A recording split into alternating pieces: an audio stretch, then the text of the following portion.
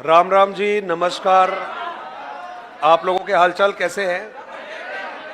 हालचाल बढ़िया है। अपने हालचाल हमेशा बढ़िया रहते हैं। हाँ जी, क्या हालचाल आप लोगों के? हालचाल सबके अच्छे हैं ना भाई?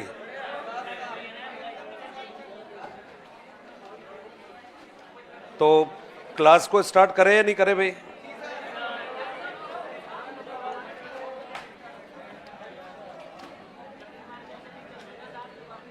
हाँ जी।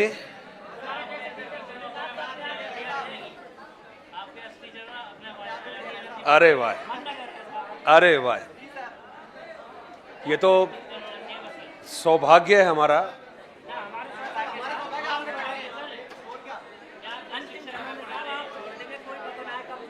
पढ़ाने वाले का सौभाग्य होता है कि उसको अच्छे पढ़ने वाले मिलते हैं।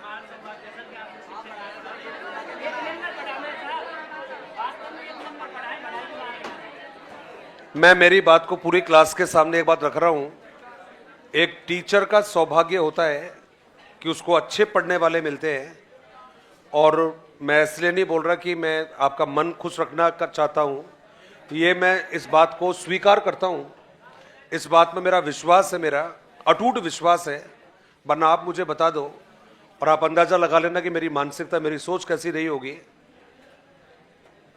द्रोणाचार्य के पास में पूरे 105 विद्यार्थी हुआ करते थे पढ़ने वाले, और उन 105 विद्यार्थियों में से पढ़ने वाला केवल एक ही था, अर्जुन। बाकी सारा लड़ने वाले, झगड़ने वाले, मस्ती करने वाले, नीतियां करने वाले, सारे वो विद्यार्थी थे। और उस एक पढ़ने वाले ने उस सामान्य से गुरु को गुरु द्रोणाचार्य के रूप में स्थापित कर दिया था। इसलिए पढ़ाने वाले का सौभाग्य होता है कि उसको अच्छे पढ़ने वाले मिल जाए, क्योंकि टीचर को प्रसिद्धि दिलाने वाले, टीचर को नाम दिलाने वाले यदि कोई होता है तो वो स्टूडेंट होते हैं उसके। इसमें टीचर का कोई लेना देना नहीं होता, क्योंकि टीचर का लेना देना होता तो बुरा मत मानना। केवल 5 विद्यार्थी धर्म के रास्ते पर चले और 99% या 99 जो उसके स्टूडेंट थे वो गलत रास्ते पर चले, इसका मतलब गुरु महान हो ही नहीं सकता। गुरु यदि महान होता तो 105 के 105 विद्यार्थी, 99 5 और एक उसका इसका बेटा खुद का, ये सारे के सारे लड़के, सारे के सारे बच्चे महान होते, जोरदार वाले नाम कमाते। इसका मतलब है उस वाले मामले में आनुवंशिकता जीत गई और वातावरण हार गया। ये फैक्ट है, ये बात। तो मैं तो बड़ा लकी समझता हूँ जब क्लासों में जाता हूँ पढ़ाने के लिए, और जब आप पढ़ाई करते हो, जब आप प्रश्न पूछते हो, जब आप रुचि लेते हो, तो मैं तो अपने आप को धन्य धान्य मान लेता हूँ। खड़े खड़ा मुस्कुराता रहता हूँ कि भैया तू बढ़िया आदमी है, तेरे को पढ़ने वाले अच्छे मिल गए हैं। तो आपका क्लास में स्वागत है। जितने दिन क्लास बची है जोरदार तरीके से पढ़ाई करेंगे। और मैं तो आज भी कह रहा हूँ, हमेशा कहता हूँ कि पढ़ने के मामले में आप भी कंजूसी मत करना। मैं पढ़ाने के मामले में कंजूसी करने वाला हूँ नहीं। अगला जो टॉपिक है आपका, मुझे इतना बता दो लास्ट में कौन सी लाइन छोड़ी थी? स्तर के आधार पर स्टार्ट करना था या कर दिया था? स्मृति हो गया, बोध करना है। एग्जैक्टली। बस नेक्स्ट जो लाइन है आपकी, इसमें आपने जो सेकंड वाला जो लेवल है आपका, इसके बारे में हम लोग बात कर रहे थे और आपने इसको नाम दे दिया था भाई बोध स्तर। इतना सा याद रखना है कि ये जो बोध स्तर है ये दूसरे नंबर पर आता है, दूसरा इसका क्रम बनता है और दूसरे पर ये नाम आता है। इसलिए इसको आप लोगों ने नाम दे दिया है कि भाई शिक्षण का यह, चाहो तो आप द्वितीय लिख देना, वरना दूसरा भी हम कह सकते हैं कि भाई ये दूसरा या द्वितीय स्तर है। ये आपने जवाब दे दिया है, सेकंड नंबर पर आता है, इसलिए आपने द्वितीय या दूसरा स्तर इसको कहा। और कहते हैं कि साहब 2 के बीच में आता है। 2 के बीच का मतलब हो गया फर्स्ट और थर्ड के बीच में आता है, इसलिए इसको मध्यवर्ती स्तर भी कहा जाता है। तो नाम आपने इसको दे दिया है। पहला जवाब है शिक्षण का यह है दूसरा स्तर है, पहला जवाब आपने दिया। दूसरा जवाब दिया है भाई मध्यवर्ती, आपने कह दिया है मध्यवर्ती स्तर है, ये आपने जवाब दे दिया है। अब इस लेवल पर जब आप लोग होते हो, आप अपनी क्लास में भी इसको लागू कर सकते हो। जब आपके टीचर आपको केवल नॉलेज देकर जा रहे हैं, जब आपके टीचर केवल आपको कॉपी में लिखाकर जा रहे हैं, और जब केवल आपके टीचर आपको बताकर जा रहे हैं और आप उसको सुन रहे हो, ग्रहण कर रहे हो, इसका मतलब आप प्रथम लेवल पर पढ़ाई कर रहे हो, जिसको आपने नाम दिया था स्मृति स्तर। लेकिन आपका टीचर आपको समझा रहा है, आप टीचर से समझ रहे हो, आप क्लास में अपने कॉन्सेप्ट को क्लियर कर रहे हो, इसका मतलब आप दूसरे लेवल पर पढ़ाई कर रहे हो। और दूसरे लेवल को क्या नाम दिया आपने? बोध स्तर। तो भाई इसको नाम दे दिया दूसरा स्तर है, मध्यवर्ती स्तर है। अब इसका उद्देश्य क्या रहेगा?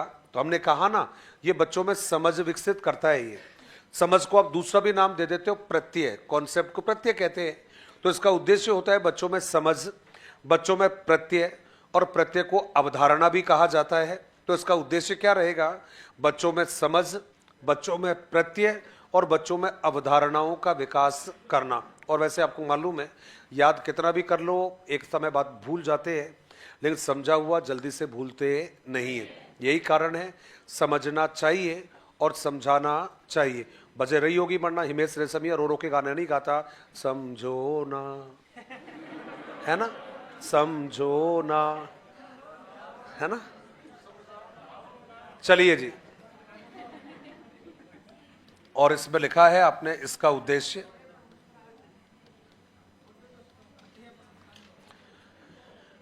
इसका उद्देश्य, और उसका उद्देश्य में लिख दिया है आपने बालकों में, आपने आंसर दे दिया है प्रत्यय निर्माण। ये आपका जवाब है, प्रत्यय निर्माण। दूसरा लिखा है भाई अवधारणा या अवधारणात्मक विकास करना होता है, अवधारणात्मक विकास करना होता है।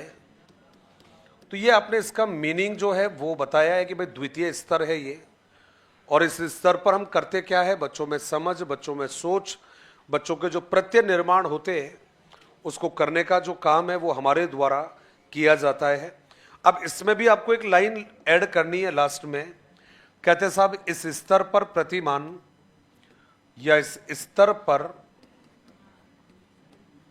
आधारित, इस स्तर पर आधारित प्रतिमान का निर्माण, इस स्तर पर आधारित प्रतिमान का निर्माण H.C. मॉरिसन के द्वारा, यह नाम है आपका H.C.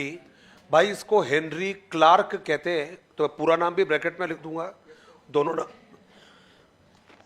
दोनों नाम आपको लिखने हैं, H.C. मॉरिसन, और ब्रैकेट में हमने इसका नाम भी लिख दिया है Henry Clark Morrison. Henry Clark Morrison के द्वारा किया गया प्रतिमान का निर्माण के द्वारा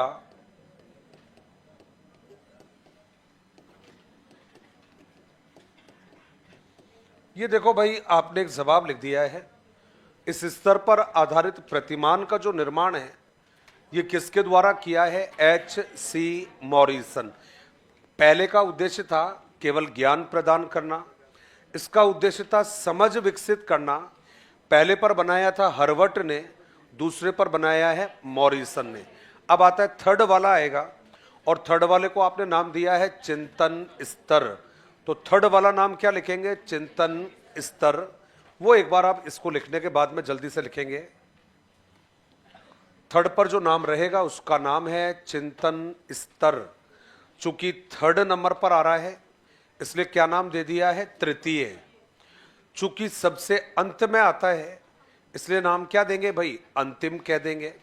तृतीय भी कह दिया है, अंतिम भी कह दिया है, और चूंकि उसके बाद में कुछ होता नहीं है इसलिए उसको नाम दे दिया है उच्चतम या सर्वोच्च स्तर कह दिया है। तो तीन नाम हो गए भाई, पहला नाम है आपका अंतिम कह दिया है, तृतीय कह दिया है और उच्चतम या फिर सर्वोच्च कह दिया है। अब सवाल ये है कि वो करता क्या है, वो कौन से गुणों का विकास करता है। काय चालू कर दे भैया, बिजली वाले बाबू जरा बिजली चला दो।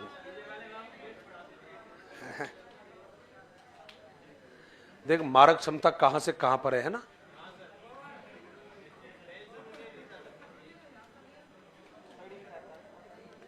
ऐसे ही बोल देते यार चला दीजिए, चला देता यार, ऐसे बोल देते तो।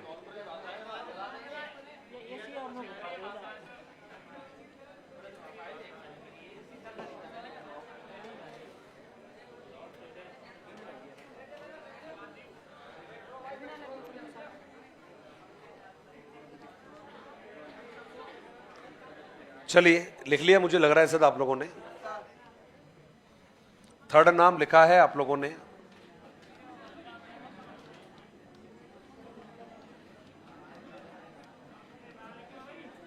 और यहां पर नाम दिया था आपने चिंतन स्तर। लिखा ही नहीं तो लिख लेते ना यार, टाइम तो बहुत दिया था यार।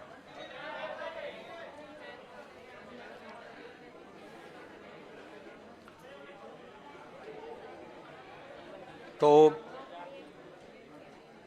थोड़ा सा स्पीड बढ़ाइएगा लिखने की, बट अपना क्या काफी लेट हो जाएंगे ऐसे। फिर चले आगे फिर। और आपने जवाब दिया कि सर ये तृतीय है, अंतिम है, सर्वोच्च है, ये हमें मालूम चल गया है। अब हमें मालूम करना ये कि भाई करता क्या है आखिर ये। तो इतना जरूर ध्यान रख लेना कि हमारी जो मानसिक शक्तियां हैं उनके विकास में इसका अहम योगदान होता है।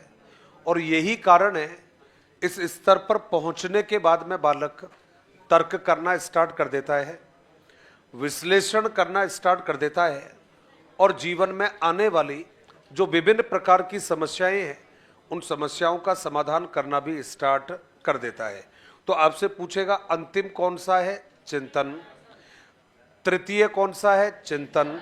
सबसे अंत में विकसित कौन सा होता है, चिंतन। कहता है समस्या समाधान में सहायक, चिंतन रहेगा। तार्किक कार्य को करने में मदद करेगा, चिंतन। और विश्लेषण में मदद करेगा तो भी जवाब क्या रहेगा, चिंतन रहेगा। तो इसमें हम लोगों ने लिखा है साहब यह है, और उसमें नाम लिखा है आपने शिक्षण का। एक तरफ लिख दिया है तृतीय, आपने लिख दिया है कि साहब ये शिक्षण का तृतीय। तृतीय के बाद में आपने लिख दिया है अंतिम, अंतिम। और अंतिम के बाद में लिख दिया है सर्वोच्च, लिखा है मैंने। और सर्वोच्च स्तर है, ये हमने जवाब लिख दिया है। इसी में हम लोगों को ऐड करना है भाई, और उसमें लिखा है इस स्तर पर बालक में, इस स्तर पर बालक में एक तरफ आपने लिखा है तार्किकता, लिखा है भाई। तार्किकता के बाद में लिखा है विश्लेषण, लिखा है। और विश्लेषण के बाद में लिखा है समस्या समाधान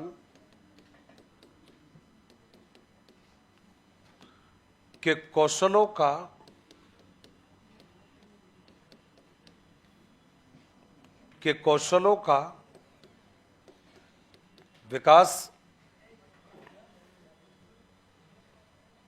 विकास होता है।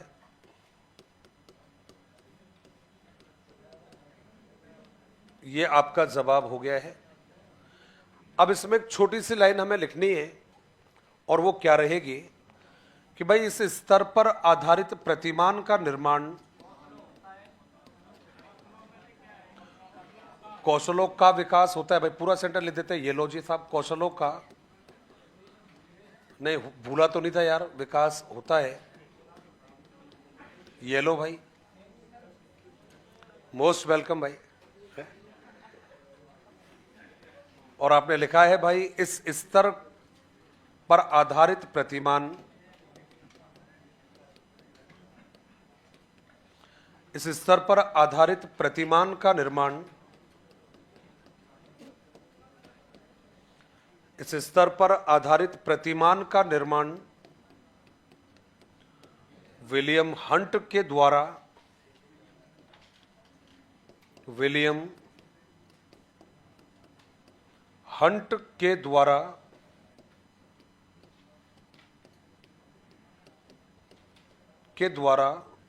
किया गया। यह आपका जवाब है।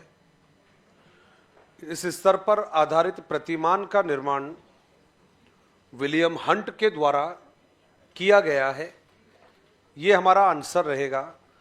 तो हमने लिख दिया है भाई, ये जो स्तर है आपका तृतीय है, अंतिम है, सर्वोच्च है।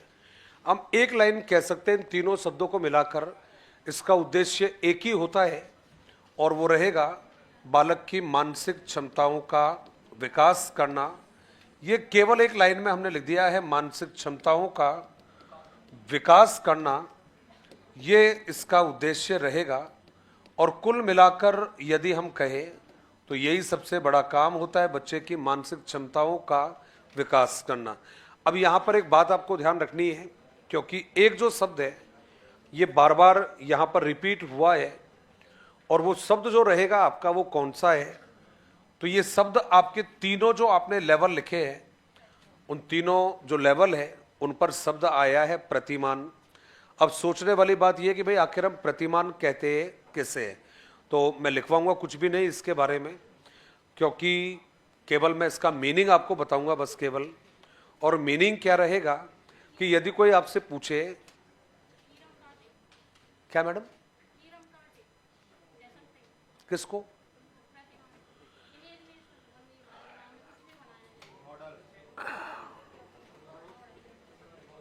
धौलपुर की रहने वाली हो मैडम? हाँ, अरे मैडम,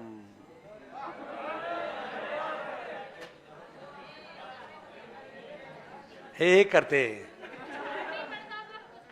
हाँ, वेरी गुड। हाँ, उधर भी हमारे एक सज्जन ने हाथ खड़ा किया था भाई। बोलो भाई, क्या कह रहा था?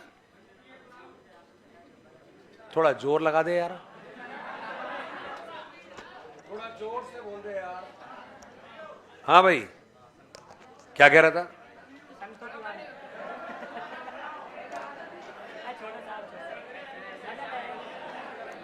क्या कह रहा था?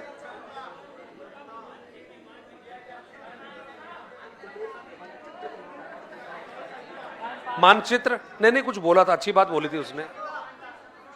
मानसिक क्षमताओं को कहते हैं। अरे वाह यार, वेरी गुड। ये कुछ और कह रहा है, ये कुछ और बता रहा है, गलत दबा दे इसका तू। हाँ हाँ, मानसिक क्षमताओं का विकास करना, इसका उद्देश्य होता है मानसिक क्षमताओं का विकास करना। हाँ भाई,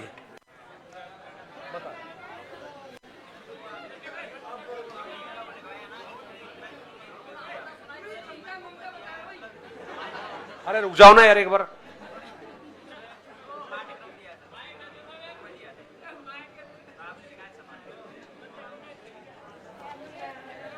अब यदि मैं एक की प्रॉब्लम को छोड़ देता हूं, एक की प्रॉब्लम किसी की हो सकती है, और मैंने पहले कह दिया था कि मेरी क्लास में आप जितनी देर भी बैठोगे या मुझे आपकी क्लास में जितनी देर भी पढ़ाने का मौका मिलेगा, मेरी क्लास में बैठा हुआ एक एक मैडम, एक एक मास्टर मेरे लिए वैल्यू रखता है। मैं जितना समझा उनकी बात को, उन्होंने कहा कि कल शिक्षण की त्रिमुखी प्रक्रिया पढ़ाई थी जॉन डीवी वाली, उसमें बोला आपने पढ़ाया था, शिक्षक पढ़ाया, शिक्षार्थी पढ़ाया, समाज पढ़ाया, उसमें पाठ्यक्रम क्यों नहीं बताया? यही था ना? मेरे को अच्छा लगा था, इसलिए पाठ्यक्रम सब लोग पढ़ाते हैं, मैंने सोचा समाज पढ़ा दूं उसमें, है ना? और जॉन डीवी पूछा जाएगा तो आपको क्या करके आना है? उसमें पाठ्यक्रम करके नहीं आना है, समाज करके आना है। रायवर ने क्या किया था उसकी भी कहानी बता देता हूं मैं। रायवर ने क्या किया था कि जो बीएस ब्लूम ने कहा है उसी का समर्थन किया है।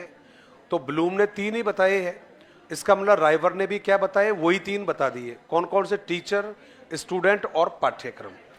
तो अभी कोई बैच चल रहा था, मुझे याद नहीं है कौन सा है, क्योंकि दिन भर आपको पता ही है, आपके यहाँ पर बढ़िया आपका राजस्थान का टॉप मोस्ट इंस्टीट्यूट है, जहाँ सुबह से लेकर शाम तक ना केवल बैच चलते हैं बल्कि आपके टीचर भी बिजी रहते हैं, और आपके जो गुरुजी है वो एक एक सब्जेक्ट के, कई बार ऐसा होता है 4-4, 5-5 गुरुजी है, फिर भी वो टाइम नहीं होता उनके पास में। ये इस बात का प्रमाण है कि भाई आपकी जो इंस्टीट्यूट है वो अच्छा काम कर रही है, आपका विश्वास बना हुआ है।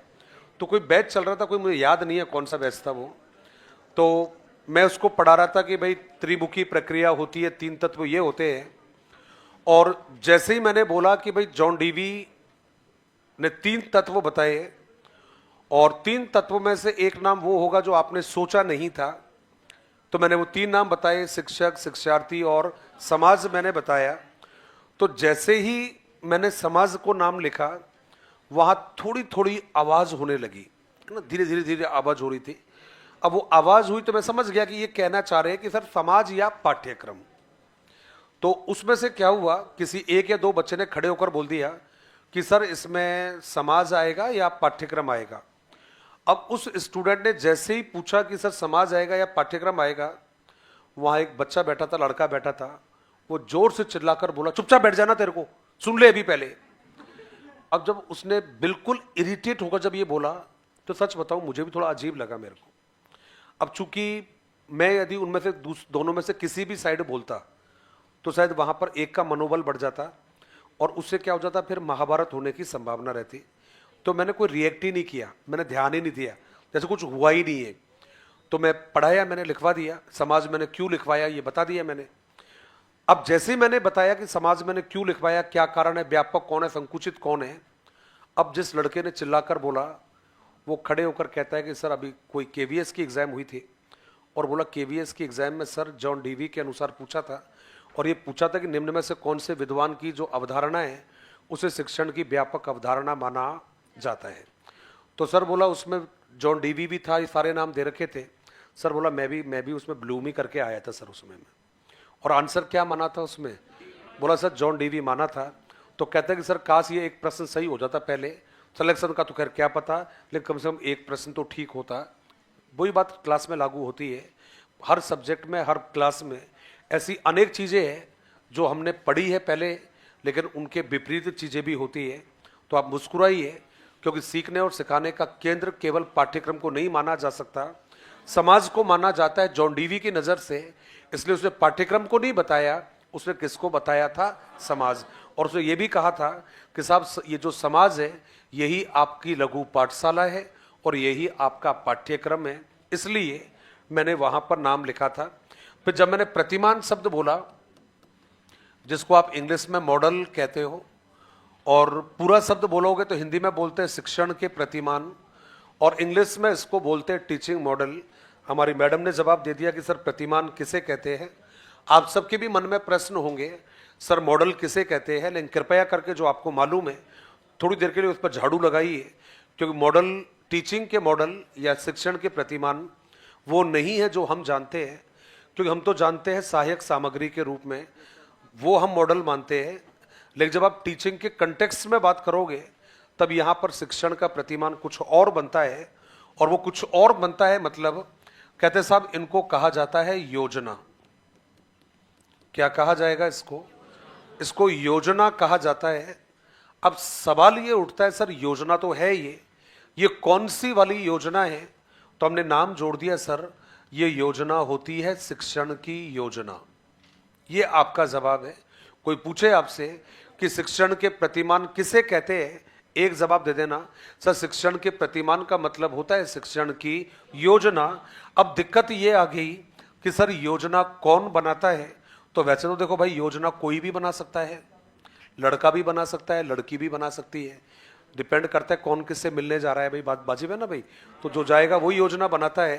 लेकिन यहाँ वो वाली योजना की बात नहीं चल रही है। यहाँ योजना कौन सी चल रही है? शिक्षण की योजना।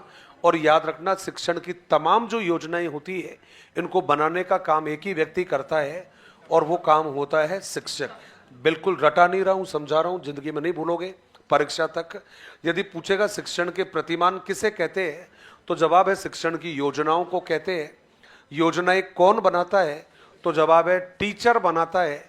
हर योजना में कोई ना कोई जरूर होता है ना, हर योजना में जरूर होता है। अभी हमारे दोस्त बैठे हैं और जयपुर की योजनाओं को छोड़ दे तो इनकी योजनाओं में इनका पूरा परिवार आता है। इनका क्या ख्याल है आपका, है ना? जयपुर को छोड़ दिया जाए तो, वरना इनमें तो सोना बाबू आ जाएंगे फिर तो जयपुर की योजनाएं मैंने छोड़ दी है। आप सबकी बात करूं मैं, जयपुर के अंकल आंटी जहां रह रहे हो, आप जिनके पीछे में रह रहे हो, उनको छोड़ दिया जाए जयपुर की योजनाओं को, तो आपकी योजना में भी कौन आ रहा है? आपका पूरा परिवार। ठीक वैसे ही टीचर की योजना में वो सारे काम आते हैं जो स्कूल की चार दीवारी में करवाए जाते हैं। अब स्कूल की चार दीवारी में कितने तरह के काम टीचर करता है, तो याद रखिएगा 3 ही तरह के काम करता है, जिनको हम 2 भागों में बांट सकते हैं। इसलिए हम कहेंगे कि शिक्षण की योजना में 2 प्रकार के कामों को शामिल करते हैं। आपने कहा सर कौन से? पहला काम पढ़ाने से पहले और पढ़ाने के बाद, है ना, ये आसान काम है ये। आपने कहा शिक्षण के प्रतिमान किसे कहते हैं, तो आपका जवाब रहेगा शिक्षण की योजना को कहते हैं। कौन बनाएगा योजना को? टीचर बनाएगा। और इन योजना में क्या होगा? पढ़ाने के पहले से लेकर पढ़ाने के बाद तक की जो क्रियाएं होती है, कार्य होते हैं, उनको ध्यान में रखकर जो योजना बनाते हैं, उन्हीं योजनाओं को कहते हैं शिक्षण की योजना। अब आपने कहा सर उदाहरण दीजिए, तो उदाहरण दे देंगे ना भाई। इसमें हमने जवाब दिया है इन योजनाओं में होता है।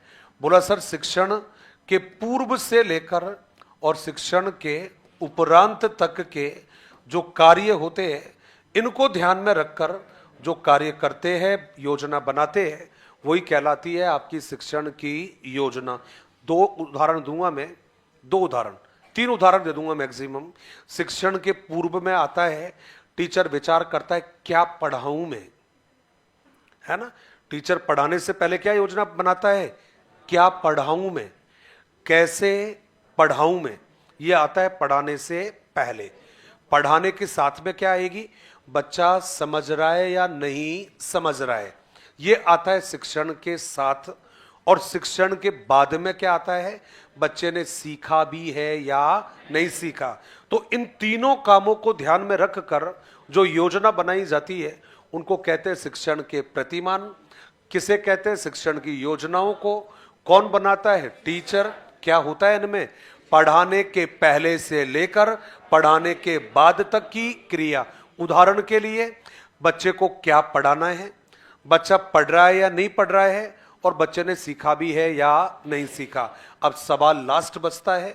इसी तरह से आप सारी बातों को हंस हंस के प्रेम प्रेम में सीख जाना। कहते साहब ये जो योजना आपकी बनेगी, ये जो प्रतिमान आपकी बनेगी, इस प्रतिमान के सोपान होते हैं। अब सवाल यह है कि एग्जाम में डायरेक्टली प्रश्न पूछा जाएगा कि शिक्षण प्रतिमान के जो सोपान हैं वो कितने होते हैं, तो आपको ऑप्शन मिलेंगे 3, 4, 5, 6 इस टाइप के, 4, 5, 6, 7 इस टाइप के। तो किताबें यदि पढ़ोगे तो उनमें सोपान मिलेंगे केवल 4। मैक्सिमम 90% किताबें पढ़ोगे तो उनमें कितने मिलेंगे? 4 मिलेंगे।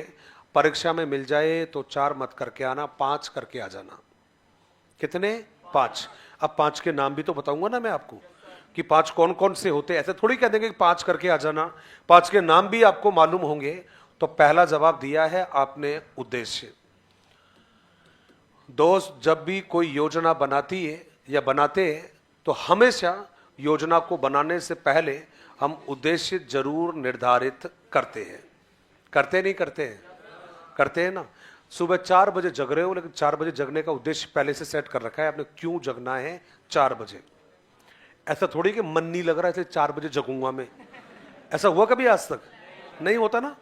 4 बजे जगते ही मुंह हाथ धोने के बाद में आप आपका काम स्टार्ट कर देते हो, क्योंकि आपका उद्देश्य पहले से निर्धारित है। मैं जब भी जगता हूं मॉर्निंग में 4:30 सवा 4 से पहले जग जाता हूं। मैं जगते तुरंत बाहर जाता हूं। मैं क्यों? देख के आता हूं कि आज कोहरा पड़ रहा है या नहीं पड़ रहा। अच्छा लगता है, बहुत प्यारा लगता है जब कोहरा पड़ रहा होता है, यूं यूं यूं करके जब आ रहा होता है ना, ओस आती है, ओए होए, दिल खुश हो जाता है। क्यों हो जाता है दिल खुश? दोस्त 45 डिग्री सेल्सियस में उम्र निकल गई भाई, मर गए हैं। और लास्ट में तो इसको ऐसे खोल के कंधे पर डाल के और भाई साहब ऐसे करके निकलते थे। आज मान लो अपने को ये 20 या 15 या 6 या 10 का टेम्परेचर मिल जाए, ऐसे लगता है साक्षात भगवान मिल गए, है ना।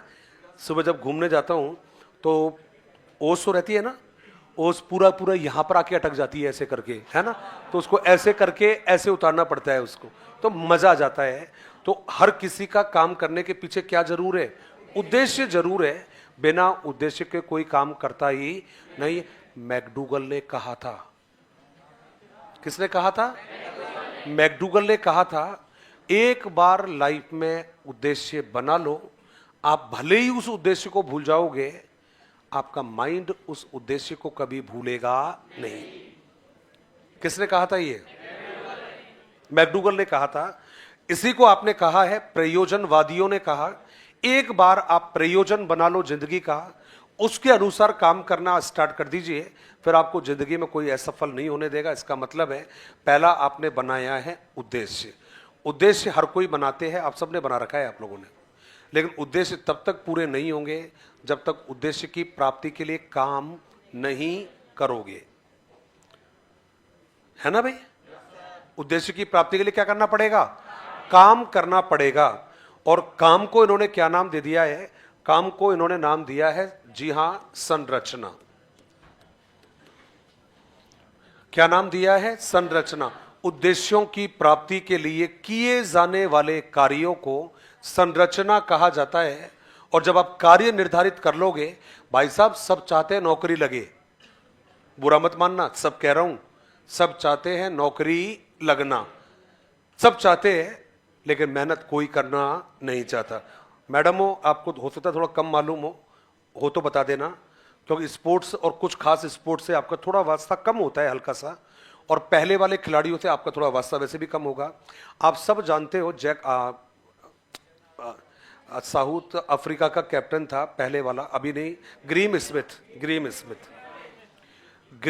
स्मिथ जब स्कूल की टीम में सेलेक्ट हुआ, तब कहता है, उसे किताब आई हुई है उसकी, उस किताब में उसने लिखा था, अनबीटेबल साउथ अफ्रीका करके इस टाइप से कोई बुक थी उनकी, उसने किताब लिखी थी जिसमें उसने लिखा कि जब मेरा पहली बार मेरे स्कूल की टीम में जब मेरा सिलेक्शन हुआ, तो मैं एक ही बात सोचा करता था कि मैं कब अंडर 13 खेलूंगा। हमारे यहाँ क्रिकेट और गेम्स में दो कैटेगरी होती है, जूनियर सब जूनियर। ये जूनियर सब जूनियर जो होती है 9 साल से पहले पहले फ्री हो लेती है, उसके बाद में आती है अंडर 13, अंडर 16, अंडर 19 और फिर राष्ट्रीय टीम आपकी आती है। तो वो सब जूनियर में खेला, तो वो एक ही बात सोचता था कि कब मैं अंडर 13 खेलूं, कब मैं अंडर 13 खेलूं, मैं अंडर 13 खेलूंगा। तो कहते हैं साहब स्कूल से निकलकर, मतलब जूनियर रैंक से निकलकर उसका 13 में सिलेक्शन हो गया।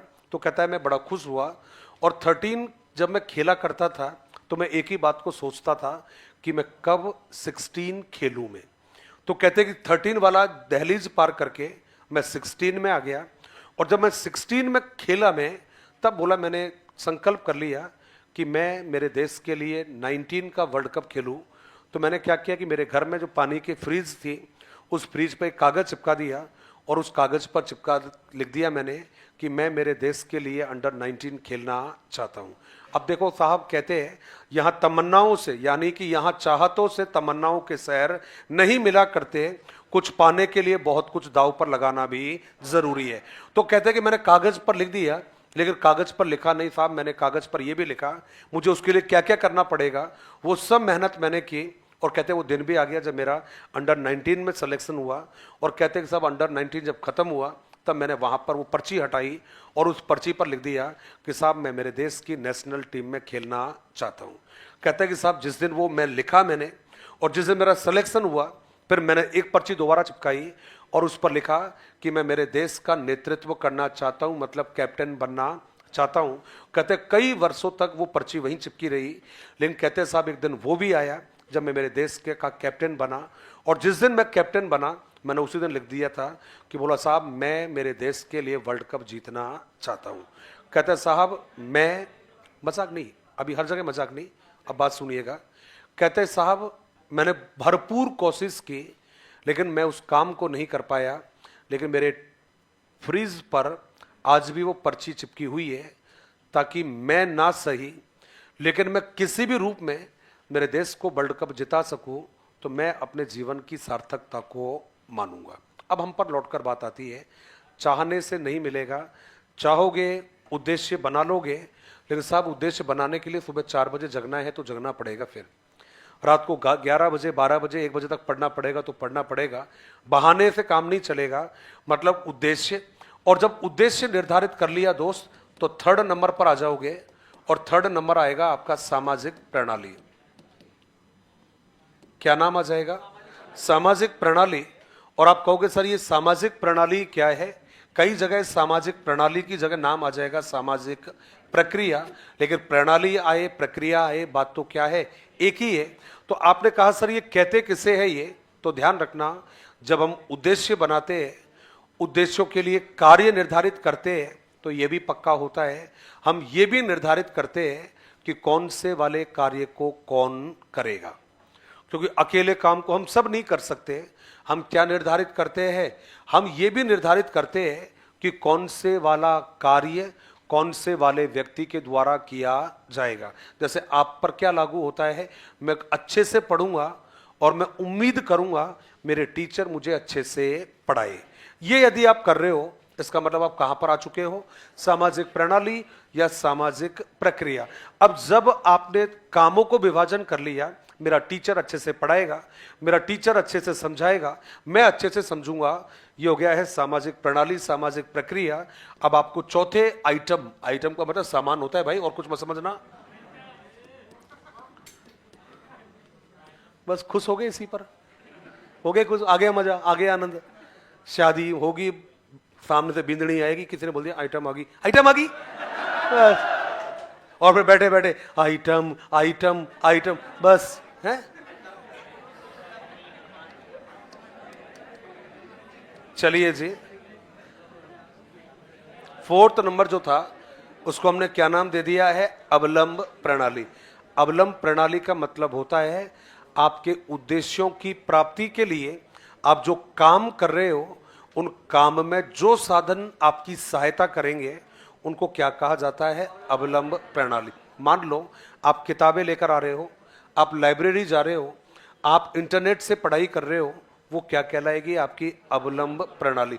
उद्देश्यों की प्राप्ति में मदद करने वाले जो साधन हैं उनको कहते हैं अवलंब प्रणाली। और दोस्त लास्ट में आ गया है आपका उपादेयता। और उपादेयता का मतलब क्या रहेगा, तो आपने जवाब दिया, इसको कहते हैं महत्व, कहते हैं इसको। महत्व का मतलब है यहां आके आपको चेक करना पड़ेगा कि आपने जो आपका प्रतिमान है, जिस उद्देश्य के लिए बनाया, वो उद्देश्य पूरा हुआ भी है या नहीं। ये हम लास्ट में आकर चेक करते हैं, और इसे क्या नाम दे दिया है, उपादेयता। अब मैंने दिया हटा इसको, और हटाने के बाद में मैंने पहला पूछा है आपसे कि प्रतिमान किसे कहते हैं, तो जवाब क्या रहेगा, शिक्षण की योजनाओं को, इन योजनाओं को कौन बनाता है, शिक्षक बनाता है। इन योजनाओं में कहां से लेकर कहां तक की क्रिया शामिल होती है, शिक्षण के पूर्व से लेकर शिक्षण के उपरांत तक की। यदि आपसे पूछे शिक्षण प्रतिमान निर्माण के कितने सोपान होते हैं, 5 होते हैं। पहला कौन सा, दूसरा, तीसरा, चौथा अवलंब प्रणाली, और 5वां। अब मैं इनके एक एक उदाहरण से आपसे प्रश्न पूछ रहा हूं कि साहब एक शिक्षक के द्वारा जब उद्देश्यों की पूर्ति के लिए जो क्रियाओं का निर्धारित किया जाता है, उसे क्या कहा जाता है, उसे कहते हैं संरचना। उद्देश्यों की प्राप्ति के लिए निर्धारित किए जाने वाले कार्य को क्या कहोगे, संरचना। उद्देश्यों की प्राप्ति में शिक्षक एवं शिक्षार्थी की भूमिकाओं का निर्धारण करना किस नाम से जाना जाता है, सामाजिक प्रणाली। यदि आपसे पूछा जाएगा कि सब उद्देश्यों की प्राप्ति में जो साधन सहायक सिद्ध होते हैं उन्हें कहते हैं अवलंब प्रणाली, और कहते हैं कि सब प्रतिमान निर्माण का अंतिम पद कौन सा होता है। दोस्त आप नाराज हो सकते हो, कोई दिक्कत नहीं है, अधिकार है नाराज होने का। क्योंकि रास्ते में चलते हुए व्यक्ति से तो आप नाराज नहीं होंगे कि उसको रोकोगे, बोला सुन, बोला क्या मैं तेरे से नाराज हूं, तो वो आपसे ऐसे हाथ जोड़ के नहीं जाएगा कि भाई प्लीज नाराज मत हुआ, वो कहेगा अच्छा ठीक है। लेकिन मेरे को फर्क पड़ता है, मैं जो भी बोला है वो आपको समझने के लिए बोला है। मैं यही मानूंगा शायद आप सबको ये समझ में आया जो मैंने भी बोला है, और समझने की ताकत यही होती है कि हमें समझना है। अब आपसे कोई बोलेगा ना संरचना किसे कहते हैं, आप बता दोगे सर कार्यों को कहते हैं। सर यहां पर सामाजिक प्रणाली सर कौन सा क्या काम करेगा उसको निर्धारित करना ही क्या कहलाएगा। आपने कहा सर अवलंब प्रणाली, बोला जी साहब सहायक सामग्री सहायक साधनों को कहते हैं, और लास्ट में क्या आएगा उपादेयता। तो अब हम लिख सकते हैं नोट करके, वो भी हम कैसे लिखेंगे भाई, नोट करके लिखेंगे। ये आपने लिखा है नोट करके, और नोट करके एक छोटा सा हेडिंग बना देना, उसमें लिखा है आपने शिक्षण के प्रतिमान।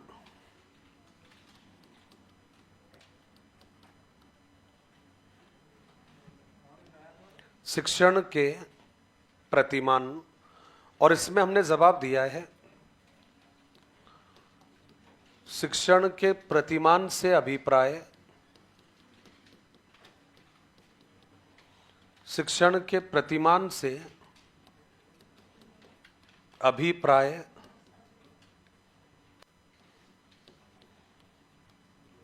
शिक्षण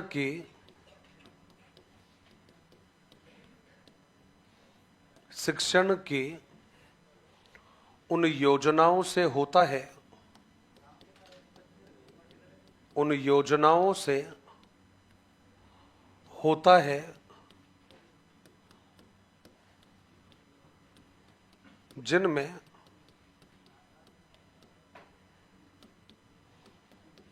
शिक्षण के पूर्व से लेकर शिक्षण के पूर्व से लेकर शिक्षण के उपरांत तक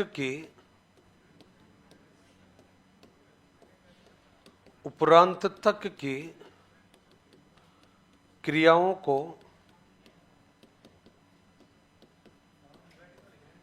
शामिल करते हैं।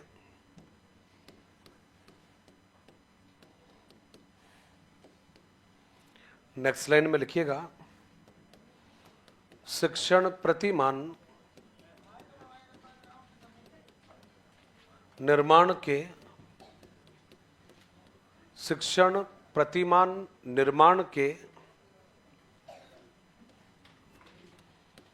निम्न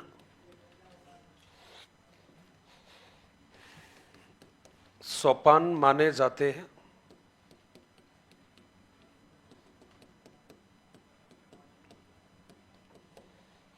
निम्न सोपान माने जाते हैं। अब उसमें पहले लिखिएगा फर्स्ट वाला, और ये हमने लिखा है उद्देश्य। ये पहला जवाब है उद्देश्य, और इसमें लिखा है साहब प्रतिमान निर्माण के समय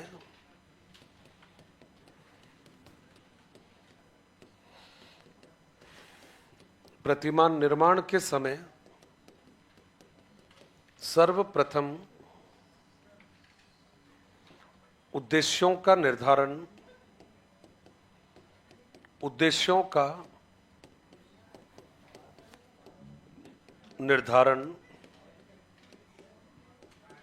किया जाता है।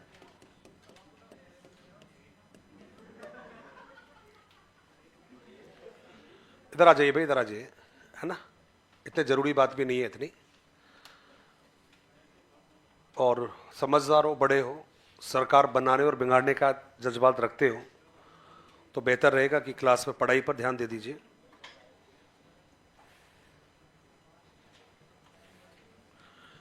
अवबोध में कितनी मानसिक शक्तियां थी भाई? 5 थी भाई। कितनी थी भाई? 5 थी। नहीं, दरअसल में आप भी सही कह रहे हो, और ये जो कह रहे हैं सही कह रहे हैं, ये इन्होंने भी पूछा है, क्योंकि मैं प्रश्न पूछने वाले के प्रश्नों का हमेशा बचाव करता हूँ। जब पाठ्य योजना पढ़ोगे आप, आपके तो है नहीं, खैर आपके तो, जब पाठ्य योजना हम पढ़ते हैं तो पाठ्य योजना नहीं भी पढ़ो, चलो उसको भी जाने दो, इकाई योजना जब हम पढ़ते हैं तो इकाई योजना में मॉरिसन ने इकाई योजना के कितने तत्व बताए थे? 5। तो ये वहां पर इंक्लूड होती है। ये लिख लिया गया भाई आप लोगों ने? चले आगे, चेंज कर दूं? अभी कर दे? सेकंड लिखिएगा संरचना, सेकंड नाम रहेगा, सोपानी पढ़ रहे हो आप, ये पहला जो था आपने उद्देश्य लिख दिया है, और दूसरा जो नाम रहेगा उसमें हम लोगों ने लिख दिया है, और वो रहेगा आपका संरचना।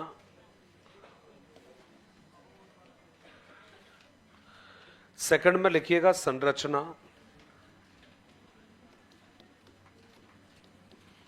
और इसमें हम लिखेंगे उद्देश्यों की प्राप्ति में या उद्देश्यों की प्राप्ति के लिए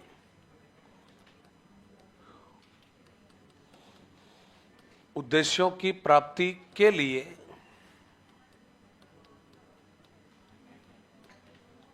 किए जाने वाले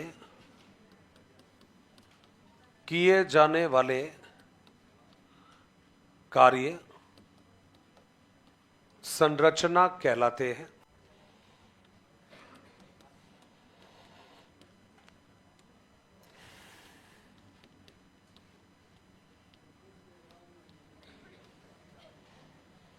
उद्देश्यों की प्राप्ति के लिए किए जाने वाले कार्य क्या कहलाते हैं भाई? संरचना कहलाते हैं। थर्ड लिखिएगा सामाजिक प्रणाली, सामाजिक प्रणाली, सामाजिक प्रणाली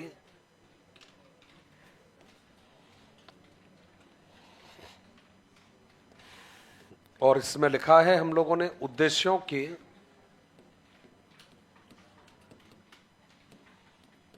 प्राप्ति के लिए निर्धारित कार्यों में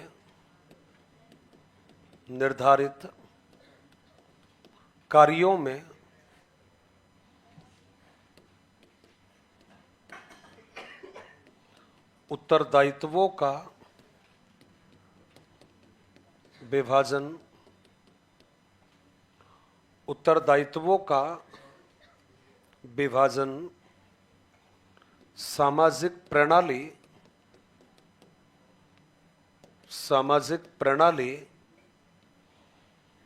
कहलाता है।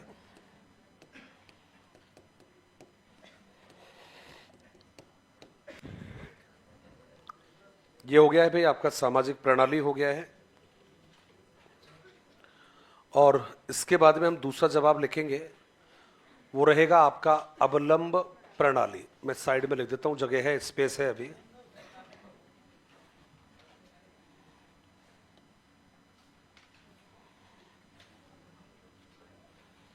अगला नाम हो गया है अवलंब प्रणाली।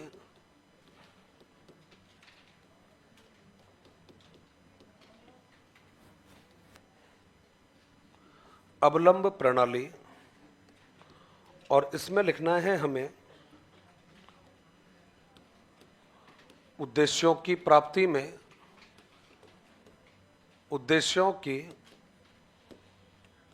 में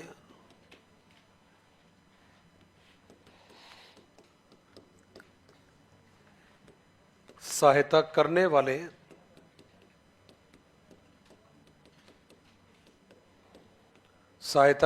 वाले साधन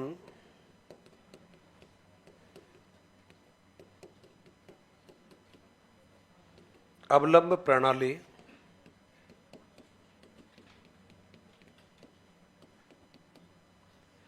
कहलाते हैं।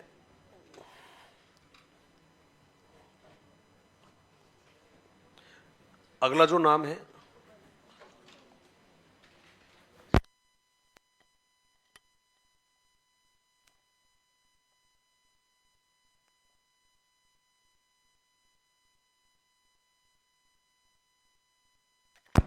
हाँ, आप बताइए क्या कह रहे थे आप? उसमें मतलब ये रहेगा कि टीचर कौन से काम करेगा और स्टूडेंट कौन से काम करेगा। जब हम ये पहले से निर्धारण कर लेंगे, उसे क्या काम कहेंगे हम लोग? तो जवाब है उत्तरदायित्वों का विभाजन। इसका मतलब बड़ा साफ है कि भाई टीचर क्या करेगा, योजना बनाएगा, और टीचर बनाएगा योजना, और योजना को पूरा कौन करेगा, या योजना में भाग कौन लेगा, सहयोग कौन करेगा, बच्चा करेगा। पढ़ाने का काम किसका रहेगा, पढ़ने का काम किसका रहेगा। उधर से कहीं आवाज आई? सैड हो जाऊं? मैं तो नहीं हूं। ऐसा थोड़ी बोलते हैं साइड में। ये वाला ठीक है, ये वाला, ये ठीक है। साइड में हो जाइए। अरे लाली,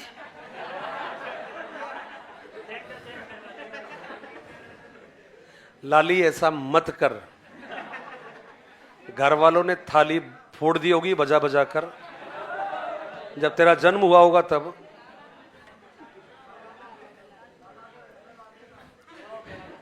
यदि पता चल जाए कि घर वालों के बेटे लाडले यहां जाके लाडलियां बन रही है, तो कोई माता पिता अपने लाडलों को यहां नहीं भेजेगा फिर ये।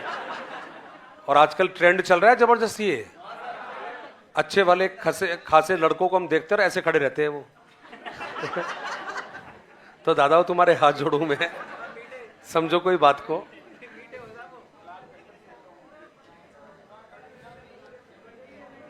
मैं तो क्या है कि मेरे को तो ये ज्ञान तब मिल गया था जब हम कॉलेज में पढ़ते थे तब। तो मेरे को तो तब समझ में आ गया कि एक सॉफ्टवेयर ऐसा भी होता है ये। तो हाँ भैया, मैंने यहां से नहीं पढ़ा यार, मेरी पढ़ाई दिल्ली से है, मेरी वहां से किया है मैंने, दिल्ली यूनिवर्सिटी थे भाई। कहाँ के हूँ, जन्म स्थान तो मेरा यहीं से है, सबै माधोपुर से था। अभी जिला पता नहीं कहाँ चला गया, हमारा पता ही नहीं चला अभी। और इसमें ये जो भरतपुर वाले हैं, इनका सारा खेल किया कराया इनका ही है। यदि आप मुख्यमंत्री जी को कह देते कि यार हमारे गुरुजी गंगापुर वाले हैं, इनके जिले को मत छेड़ना, एक दिन मेरे साथ चली चलते आप लोग, क्योंकि आप तो मुझे पता है कहीं भी चले जाओगे अब तो आप, तो चलवा कर ये बोल देते कि हे मुख्यमंत्री साहब भजन लाल जी, आप हमारे गुरुजी के जो जिला है उसको यथावत रख दो। लेकिन आपने कोई सहयोग किया नहीं मुझे उसमें। हाँ जी,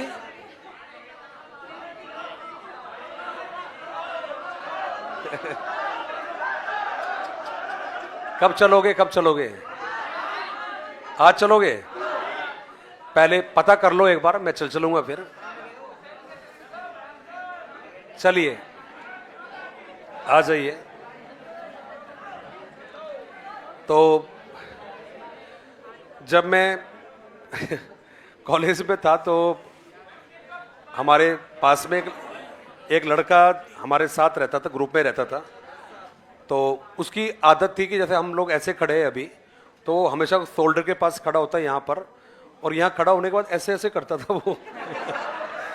तो अच्छा, हम ठहरे गांव के आदमी ठहरे, हमें क्या गुदगुदी होती थी हम, तो बड़ा मजा आता था। मैं अब वो कहीं भी होता ना, उसको ऐसे बुलाते, बोला तू यहाँ, बोला तू ऐसे कर। अब वो ऐसा करता था, ऐसे कर करके। कभी कभी जैसे मान लो खड़े होके बात कर रहे हैं, तो वो बेटा क्या करता कि सिर को भी यहाँ रख के ऐसे सो जाता था ऐसे करके। तब भी हमें पता नहीं चला कि भाई ये कौन से शौक फरमाता है ये। तो चलिए, तो आगे आ जाइए अभी। और ये आपने पहला जो जवाब था आपका पढ़ लिया है आपने ब्लूम की टैक्सोनॉमी पढ़ी है आपने।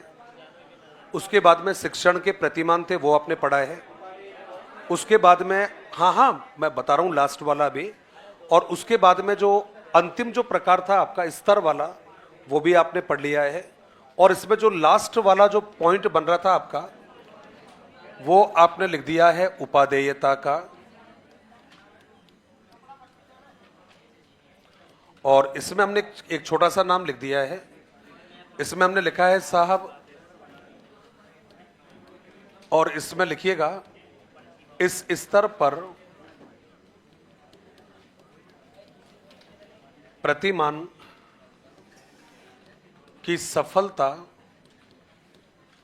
और सफलता के साथ में हमने लिखा है उपयोगिता का निर्णय किया जाता है।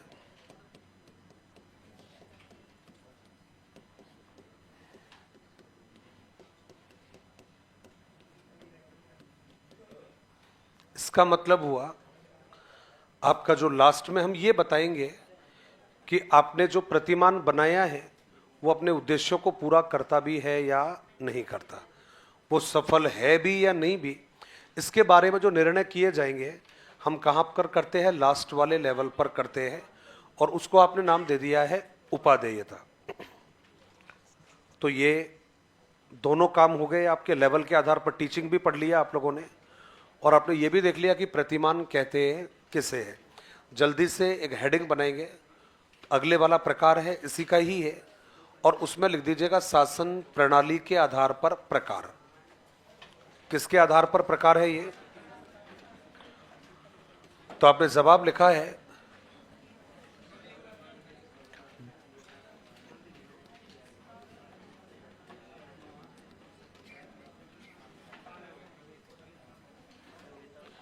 शासन प्रणाली के आधार पर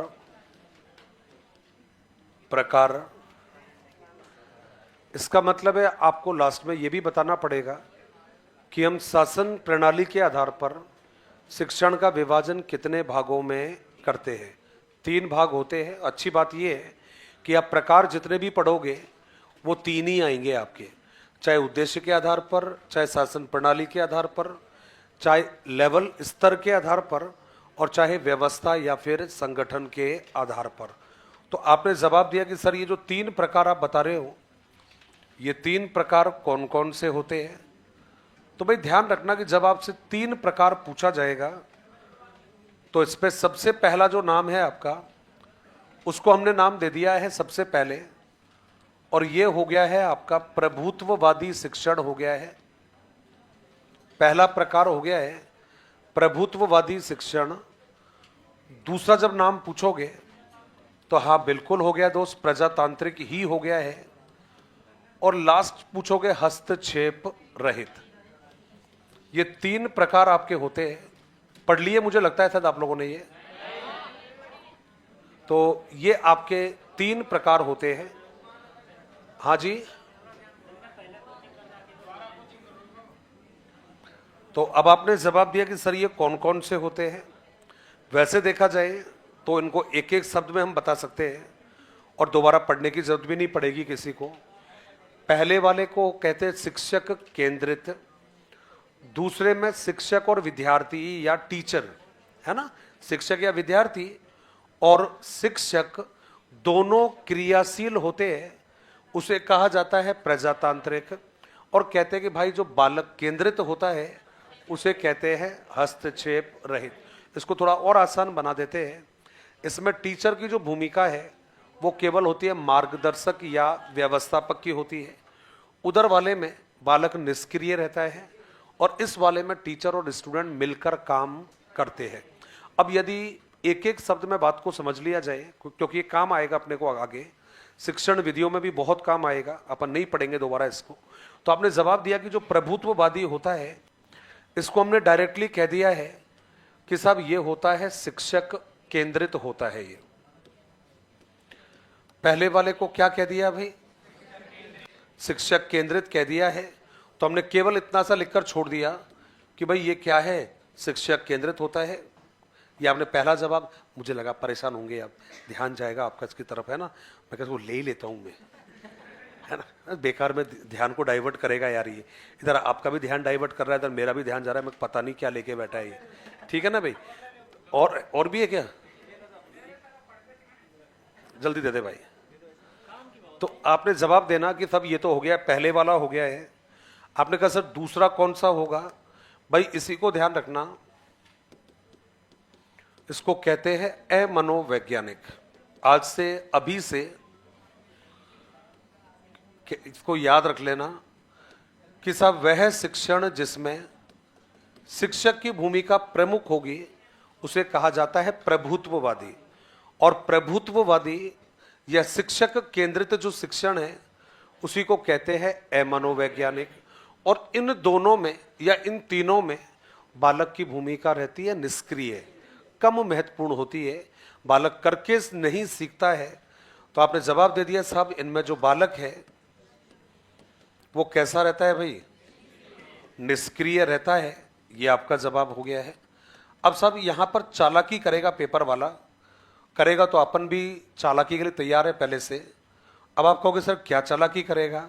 भाई देखो, वो आपसे पूछेगा तो सही वो, और ये पूछेगा कि निम्न में से कौन सा प्रभुत्ववादी शिक्षण का उदाहरण है या नहीं है। निम्न में से कौन सा शिक्षक केंद्रित शिक्षण है, निम्न में से किसे अमनोवैज्ञानिक शिक्षण कहते हैं, और निम्न में से किस में बालक निष्क्रिय रहता है। तो अब आपने जवाब दिया सर इनमें कुछ विधियां आएगी। तो विधि में हमने सबसे पहले, मैं सारी विधियां लिखवा रहा हूं उसमें, दोनों के अंदर जो जो आएगी। तो हमने यहां पर पहला जो जवाब है आपका वो रहेगा व्याख्यान विधि। जब तक सूरज चांद रहेगा व्याख्यान विधि तेरा नाम रहेगा। कहते साहब सबसे ज्यादा बुराई इसी विधि की होती है, उसके बावजूद भी सबसे ज्यादा काम में यही आ रही है। हर जगह काम में आती है भाई, 100%। अभी मैं पढ़ा रहा हूं आपको, व्याख्यान से ही पढ़ा रहा हूं आपको। तो आपका दूसरा जवाब हो गया, व्याख्यान हो गया है। दूसरा बात करोगे प्रदर्शन आ जाएगा। घबराना मत, आने वाले दिनों में यदि गलती से कोई आपसे कह दे कि प्रदर्शन विधि मनोवैज्ञानिक है तो आप कुछ मत करना, मान लेना। लेकिन एग्जाम में प्रश्न आ जाए तो क्या करके आना, ये क्या फर्क पड़ता है? व्याख्यान प्रदर्शन में एक ही तो है। व्याख्यान में भी बच्चा सुन रहा है और टीचर को देख रहा है, और प्रदर्शन में भी क्या कर रहा है? देख ही तो रहा है, काम थोड़ी कर रहा है कुछ। वो जिस विधि में बालक काम करेगा वो होगी मनोवैज्ञानिक, और जिस विधि में बालक निष्क्रिय बैठेगा तब वो रहेगा। तो आपने जवाब दे दिया सर निगमन विधि। टीचर नियम बताता है और बच्चा नियमों को याद करता है। आपका दूसरा जवाब दिया है संश्लेषण। और लास्ट रहेगा आपका तू पढ़ मैं सुनूं। पाठ्य पुस्तक विधि हो गया है। व्याख्यान, प्रदर्शन, निगमन, संश्लेषण और जी हां। अब कहते हैं साहब इसका जवाब दीजिए। तो देखो इसका जो जवाब रहेगा, इसका बेस्ट जो एग्जाम्पल है वो याद रखिएगा प्रजातांत्रिक। अब प्रजातांत्रिक में हमने क्या नाम दिया है साहब? इसमें पहले जवाब लिखेंगे इसमें, हाँ जी बिल्कुल सही जवाब है। शिक्षक और जो शिक्षार्थी है ना भाई, वो दोनों क्रियाशील होते हैं। ये आपका जवाब हो गया है, दोनों।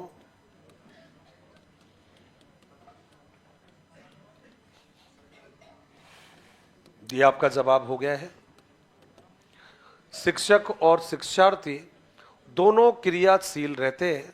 ये आपका जवाब है। अब इसमें हमने क्या लिख दिया भाई, याद रखना है आपको। इसके भी उदाहरण तो देखेंगे। तो इसका जो उदाहरण है, बेस्ट जो एग्जाम्पल है, सबसे बेस्ट वाला, वो तो क्या रहेगा भाई? प्रयोगशाला विधि रहेगा। सबसे बेस्ट है ये। और अच्छी बात तक देखो आप लोग, ये आपकी परीक्षा में कई बार पूछा हुआ प्रश्न है कि वह विधि कौन सी है जिसमें शिक्षक और शिक्षार्थी दोनों क्रियाशील रहते हैं, दोनों की भूमिका एक्टिव रहती है। तो आपका जवाब क्या रहेगा? प्रयोगशाला विधि। ये आपने जवाब दे दिया है। आपने कहा सर कोई और भी हो सकती है क्या?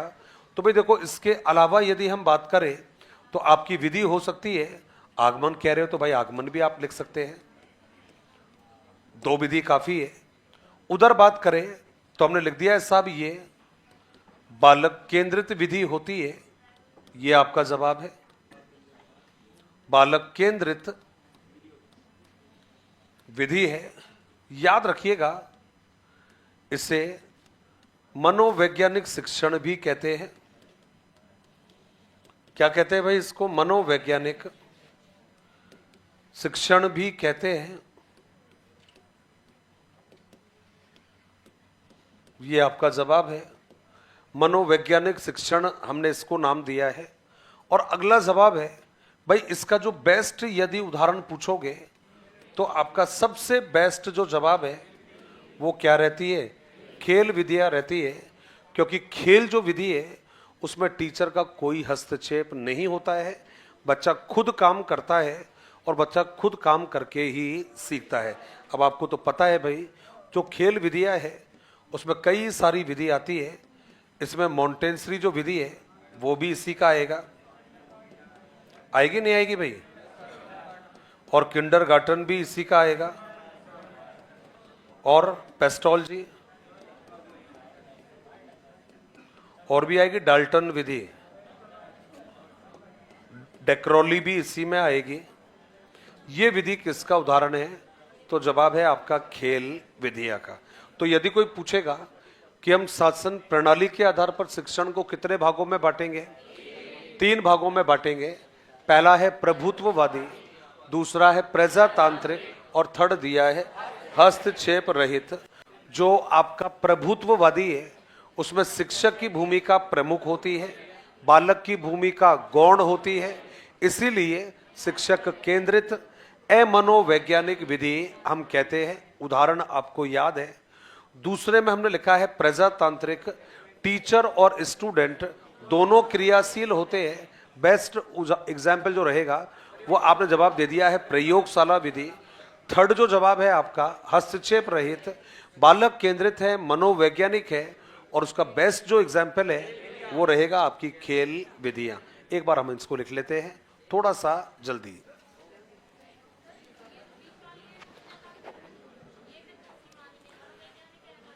दरअसल में होता क्या है, इनका विभाजन तो किया है 2 भागों में, ठीक है? विभाजन तो कितने में किया है? 3 भागों में किया है, टोटल करोगे बात तो। लेकिन मजेदार बात यह है, विभाजन इनका हम 3 भागों में करते हैं, लेकिन जब हम इसको और इसको पढ़ोगे तो इन दोनों विधियों को ही हम मनोवैज्ञानिक कहते हैं। इसको भी मनोवैज्ञानिक की श्रेणी में रखते हैं और इसको भी हम मनोवैज्ञानिक की श्रेणी में रखते हैं, क्योंकि दोनों के उदाहरण एक ही होते हैं। दोनों में जो उदाहरण आएंगे वो क्या आएंगे? एक ही आएंगे। बिल्कुल मेरे दोस्त, उतारो तो मत, लिख लो, वरना आप उतार लोगे तो फिर मैं काहे में लिखूंगा फिर? भाई आप उतार लोगे तो मेरा तो सोचो मैं किस में लिखूंगा फिर मैं। तो उतारो मत, आज आज लिख लो।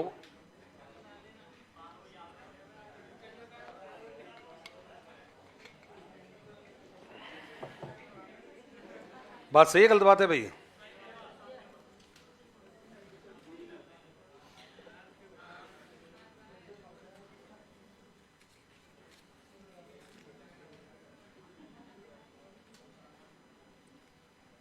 यार देखो, ये प्रश्न है ना भाई, ये मनोविज्ञान वाले, यार देखो भाई, इनको तो आप टीचर से पूछना, देखो ज्यादा ठीक रहेगा।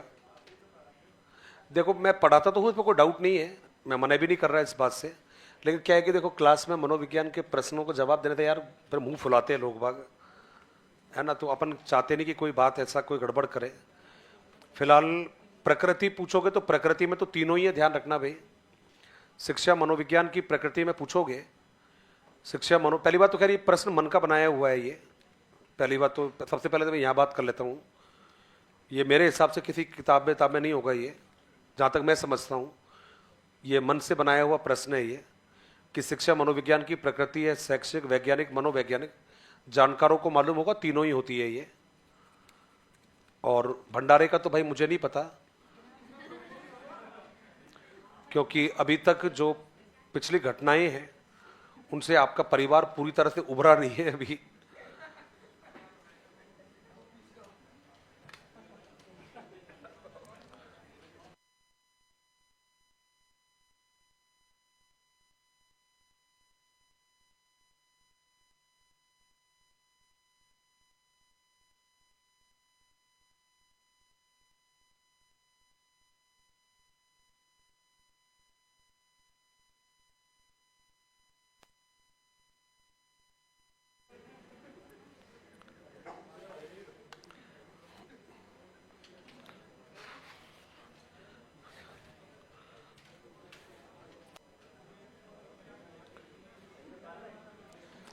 मुझे लग रहा है लिख लिया शायद आप लोगों ने ये। अरे मैं तो ऐसे ही बोल रहा था, मेरी बात को कहां सीरियस ले गए आप लोग?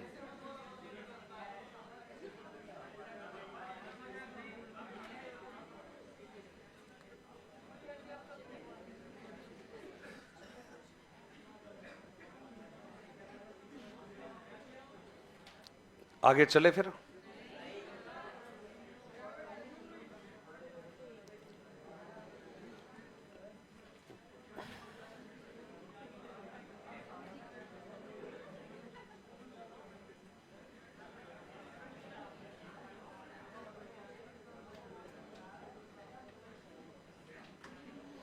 आपकी स्पीड बहुत फास्ट है, लेकिन कुछ भी बोलिए लिखने की।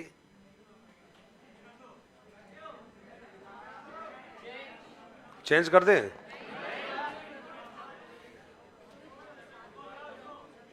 मैं रुकवा हुआ हूं, चिंता मत करिए आप।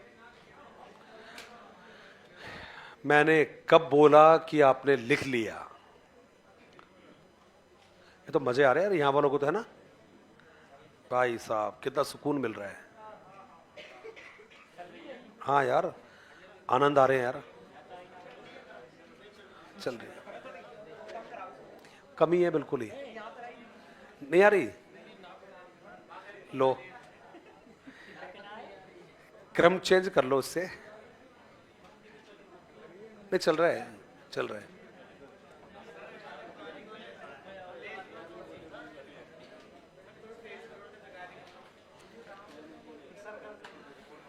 ये इसका हाईएस्ट यही होगा।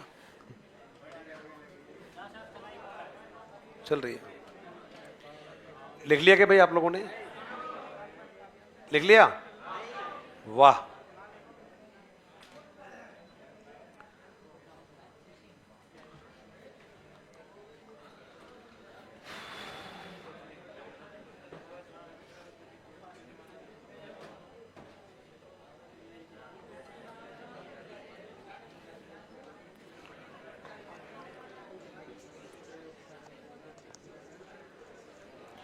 ये जो आप लोगों ने लिखा है ये वाला ध्यान रखना, ये प्रश्न जो है आपका, ये आपकी तीनों सब्जेक्टों में, दोनों जो लैंग्वेज है आपकी, उनमें आने लायक प्रश्न है ये, कि कौन सी विधि मनोवैज्ञानिक होती है और कौन सी विधि मनोवैज्ञानिक नहीं होती है।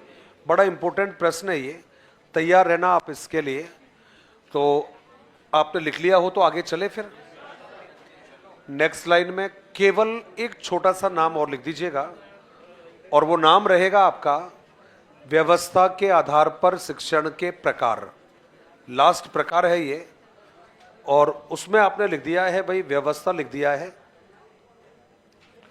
चाहो तो व्यवस्था के साथ में आप ये भी लिख देना भाई संगठन के आधार पर।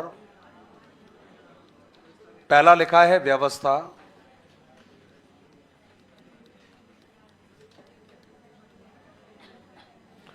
दूसरा लिख दिया है आपने संगठन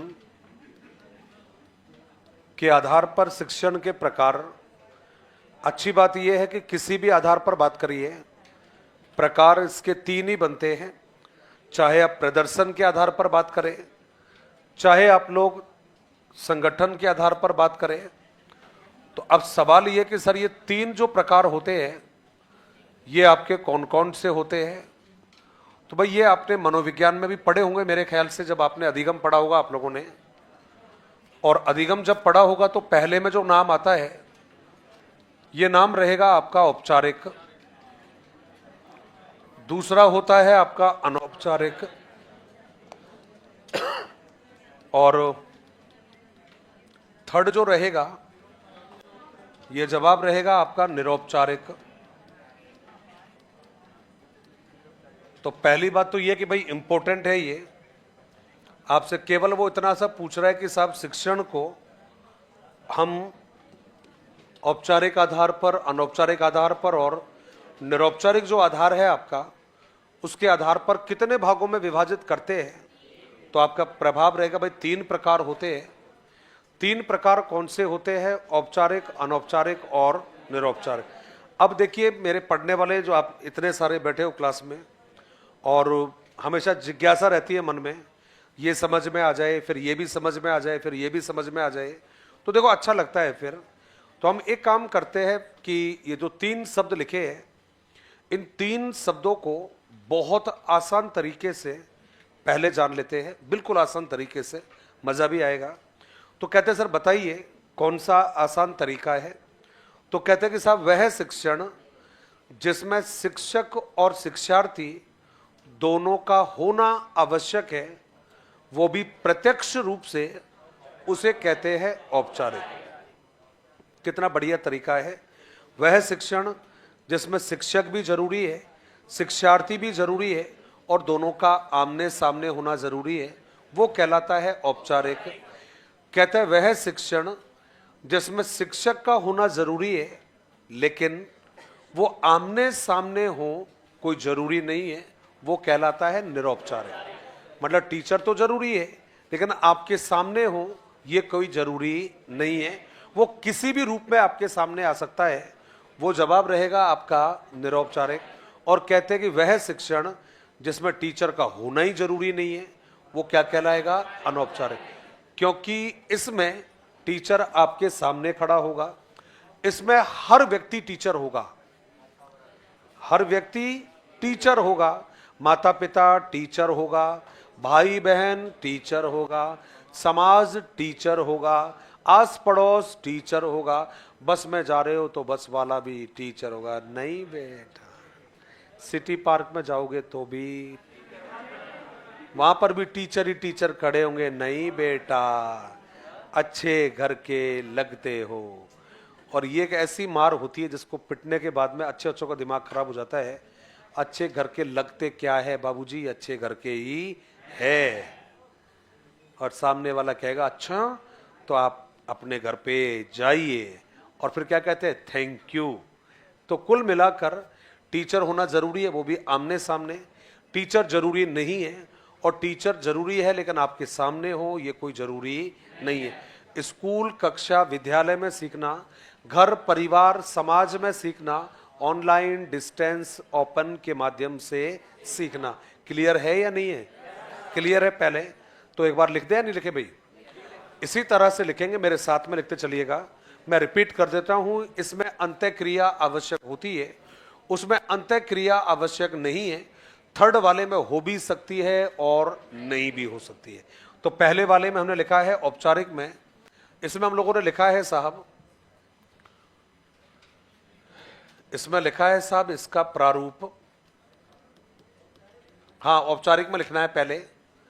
आप तो मैंने जैसे लिखा है इस तरह लिखना है, आप चाहो तो एक एक करके लिख सकते हो उनको, जरूरी नहीं है आप डायग्राम से लिखो, वैसे आपकी मर्जी, जैसे मर्जी लिखो आप। मैं तो आपको बिल्कुल वैसे ही लिखवा रहा हूं। इसका प्रारूप, कॉमा करके लिख दिया है, कार्यक्रम पूर्व निर्धारित होता है, पूर्व निर्धारित होता है।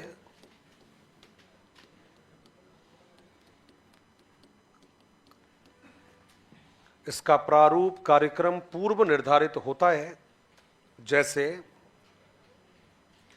पहले जवाब दिया है आपने और उसमें हमने लिख दिया है भाई, उद्देश्य लिख दिया है, उद्देश्य लिख दिया है, स्थान लिख दिया है, विषय वस्तु भी लिख दिया है और साधन भी आपने लिख दिया है।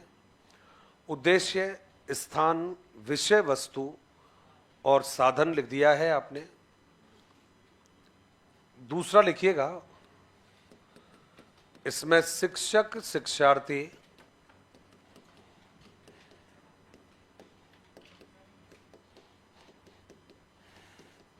इसमें शिक्षक, शिक्षार्थी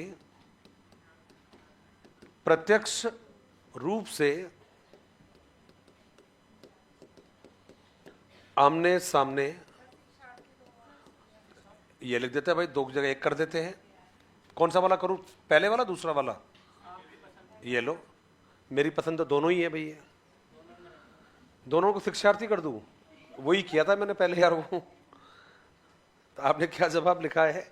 इसमें शिक्षक, शिक्षार्थी प्रत्यक्ष रूप से आमने सामने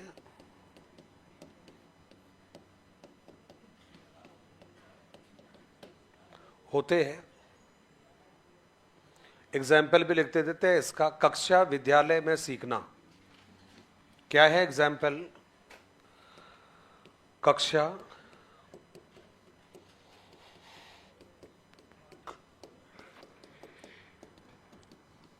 कक्षा, विद्यालय में सीखना।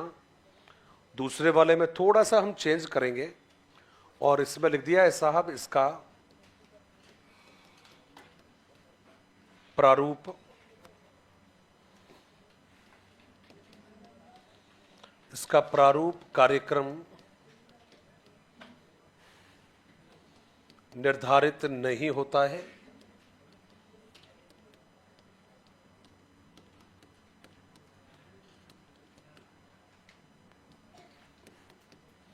हमने दूसरा लिखा है शिक्षक शिक्षार्थी आमने सामने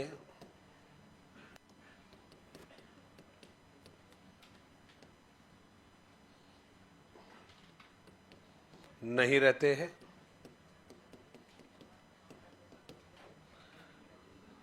समाज लिख दिया है।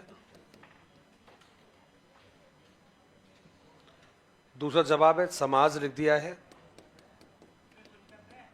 परिवार लिख दिया है।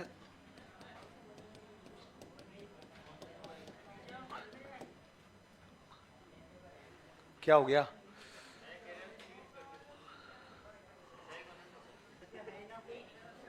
क्या करवाना है?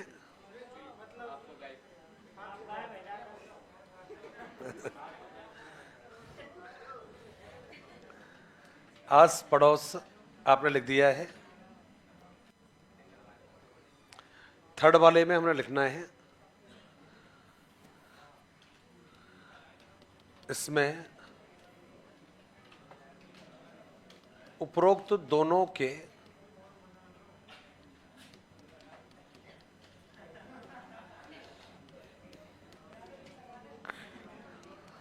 गुण होते हैं। इसमें उपरोक्त दोनों के गुण होते हैं। उपरोक्त दोनों के गुण होते हैं। अब इसमें हमने एग्जाम्पल लिख लिया है ऑनलाइन। आपको ध्यान होगा भाई पत्राचार भी आजकल आ रहे हैं। खुले स्कूल, ओपन स्कूल कहते हैं। नहीं, लाइब्रेरी तो मत कहो आप, उससे पहले अपने पास बहुत सारे जवाब है। खुले विश्वविद्यालय, खुले विश्वविद्यालय व स्कूल इसी का उदाहरण है।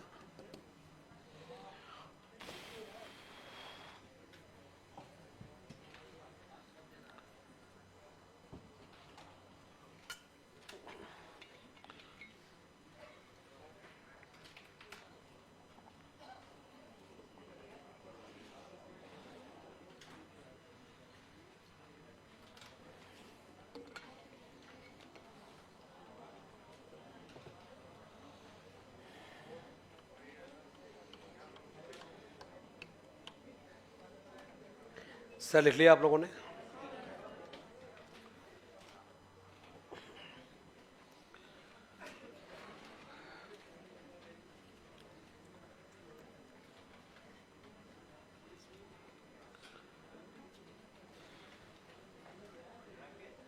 सर लिख लिया भाई आप लोगों ने?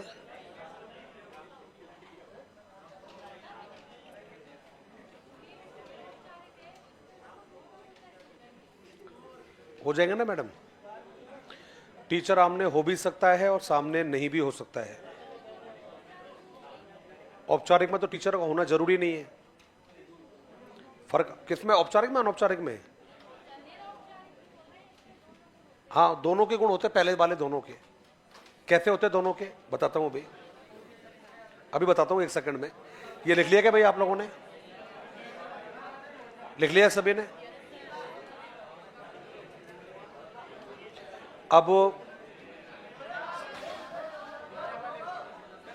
नो नो नो,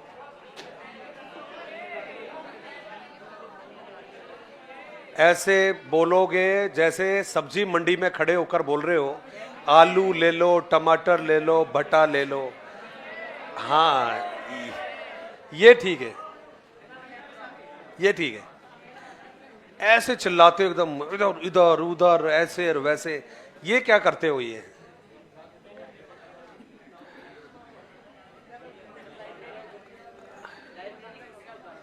लाइब्रेरी किसका उदाहरण है? दरअसल में जो लाइब्रेरी है उसको थर्ड वाले में रख सकते हो आप।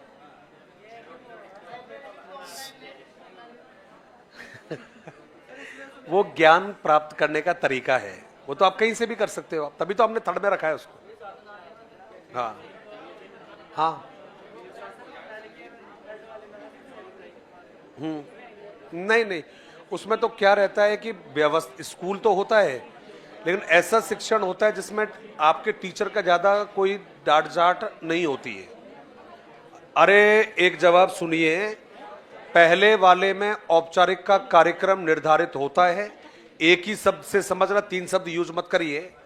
औपचारिक का कार्यक्रम निर्धारित होता है, अनौपचारिक का कोई कार्यक्रम नहीं होता है, और अनौपचारिक का कार्यक्रम निर्धारित हो भी सकता है और नहीं भी हो सकता है। क्यों हो सकता है? पढ़ाई तो पढ़नी पड़ेगी। मान लेते हैं कि 10वीं क्लास में बच्चा पढ़ रहा है और वो रेगुलर नहीं पढ़ पा रहा है, वो कॉरेस्पॉन्डेंस ओपन से पढ़ रहा है, तो वहां पढ़ना तो पड़ेगा, किताबें तो है उसको, किताबें पढ़नी पड़ेगी उसको, परीक्षा भी देनी पड़ेगी उसको, लेकिन उसको आज़ादी ये है कि साहब वो जब मर्जी आए जो किताब पढ़ सकता है और जब मर्जी आए जब वो परीक्षा दे सकता है।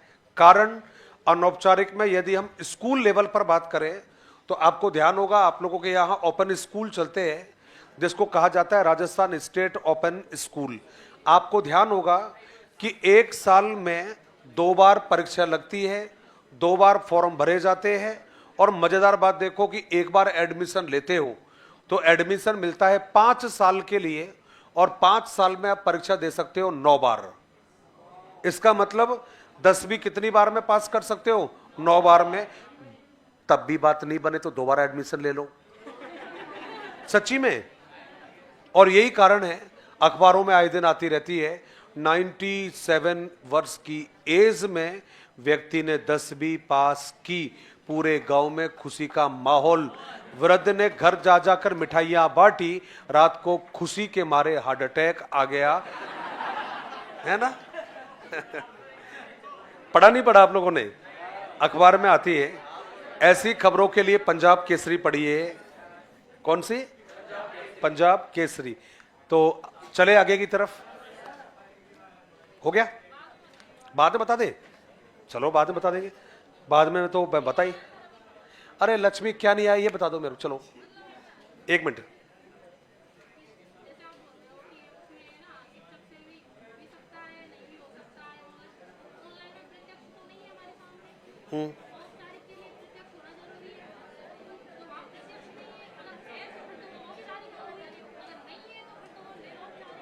हे लक्ष्मी, तो मैंने दोनों का लिखा था।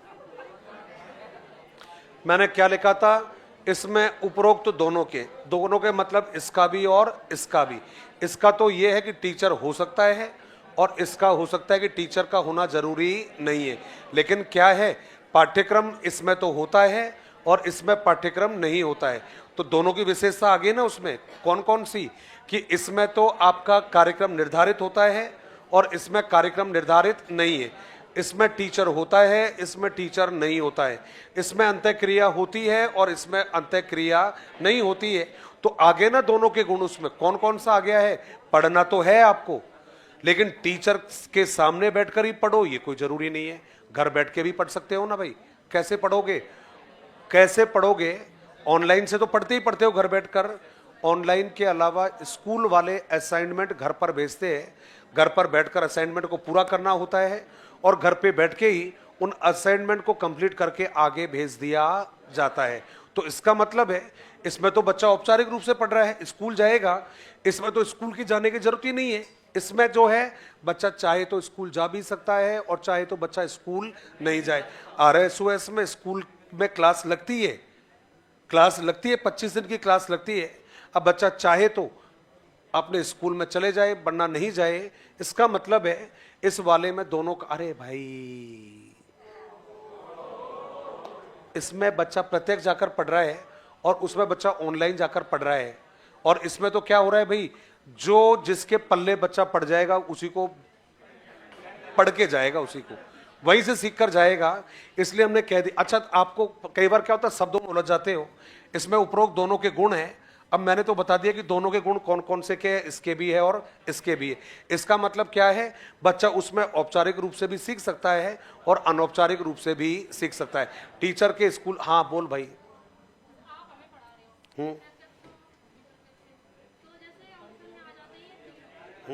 प्रश्न, पहले प्रश्न बताओ, प्रश्न क्या आएगा?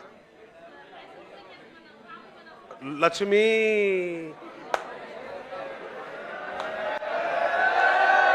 ऑप्शन तो पता है लेकिन आप प्रश्न नहीं दोगे तो बताओ आंसर कैसे निकालेंगे? फिर मैं बता दूं प्रश्न कैसे पूछा जाएगा? मैं बता देता हूं, उसमें कौन सी बड़ी बात है। निम्न में से कौन से शिक्षण में या निम्न में से कौन से शिक्षण का प्रारूप एवं कार्यक्रम निर्धारित होता है? तो जवाब रहेगा औपचारिक। कौन से शिक्षण में अंतःक्रिया नहीं होती है? औपचारिक। कौन से शिक्षण में प्रत्यक्ष अंतःक्रिया होती है? तो जवाब है औपचारिक। कहते हैं कौन से शिक्षण का संगठन औपचारिक एवं अनौपचारिक दोनों प्रकार से किया जाएगा? तो जवाब रहेगा निरौपचारिक। है तो सही है, यही है।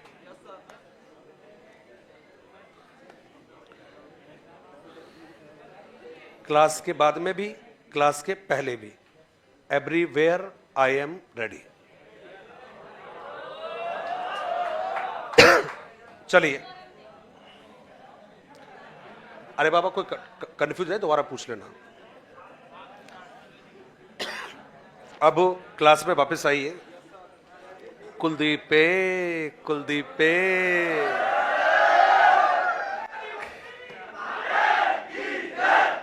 कभी लांगुड़िया की भी बोल दिया करो कभी।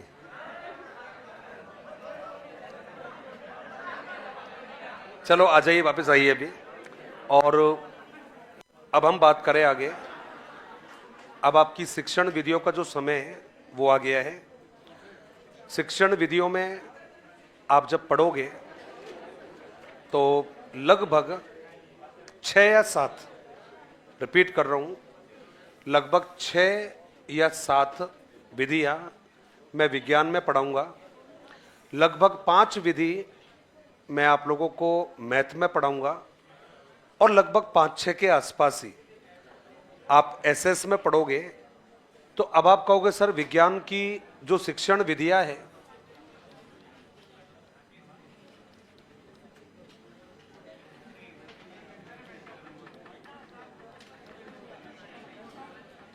बस बातें अब नहीं करेंगे अभी।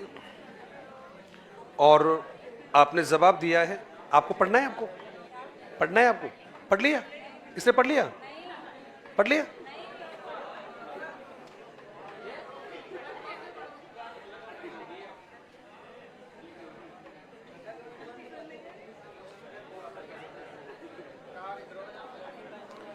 कैमरे के पीछे वाला पंखा कौन सा है?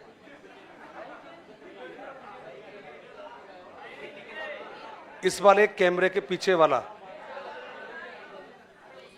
बंद करवाना है।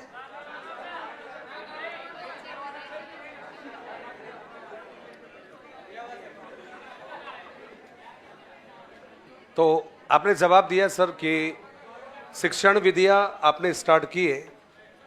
कौन कौन सी विधियां हैं जो आप पढ़ोगे साइंस में?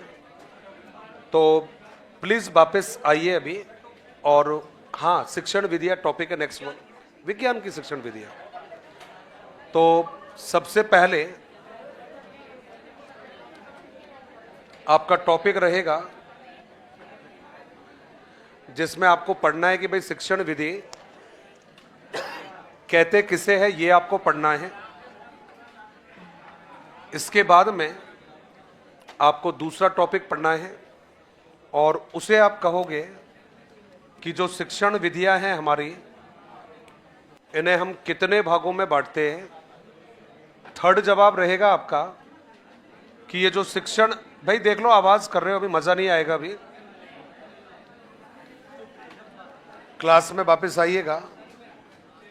यही वो जगह है जो, या जिसके लिए आप क्लासों में पढ़ने के लिए आते हो आप, और यही वो जगह है जो आपकी एग्जाम में बार बार हर सब्जेक्ट में पूछी जाती है।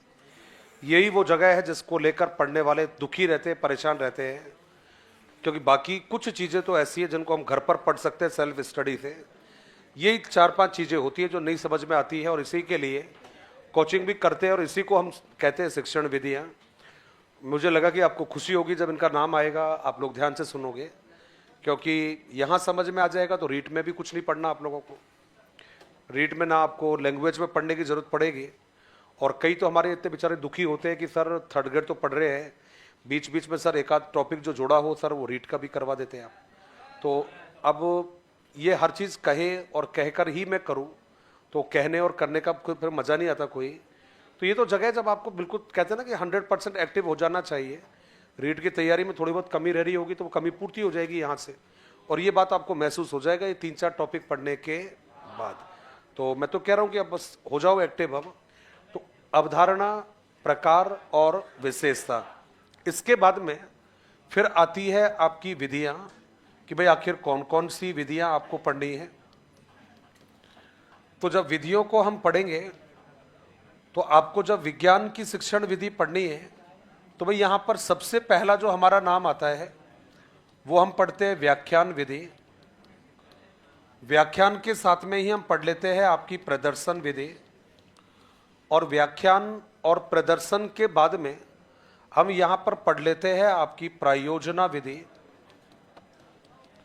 प्रायोजना विधि के साथ में हम यहीं पर पढ़ लेते हैं अनुसंधान विधि,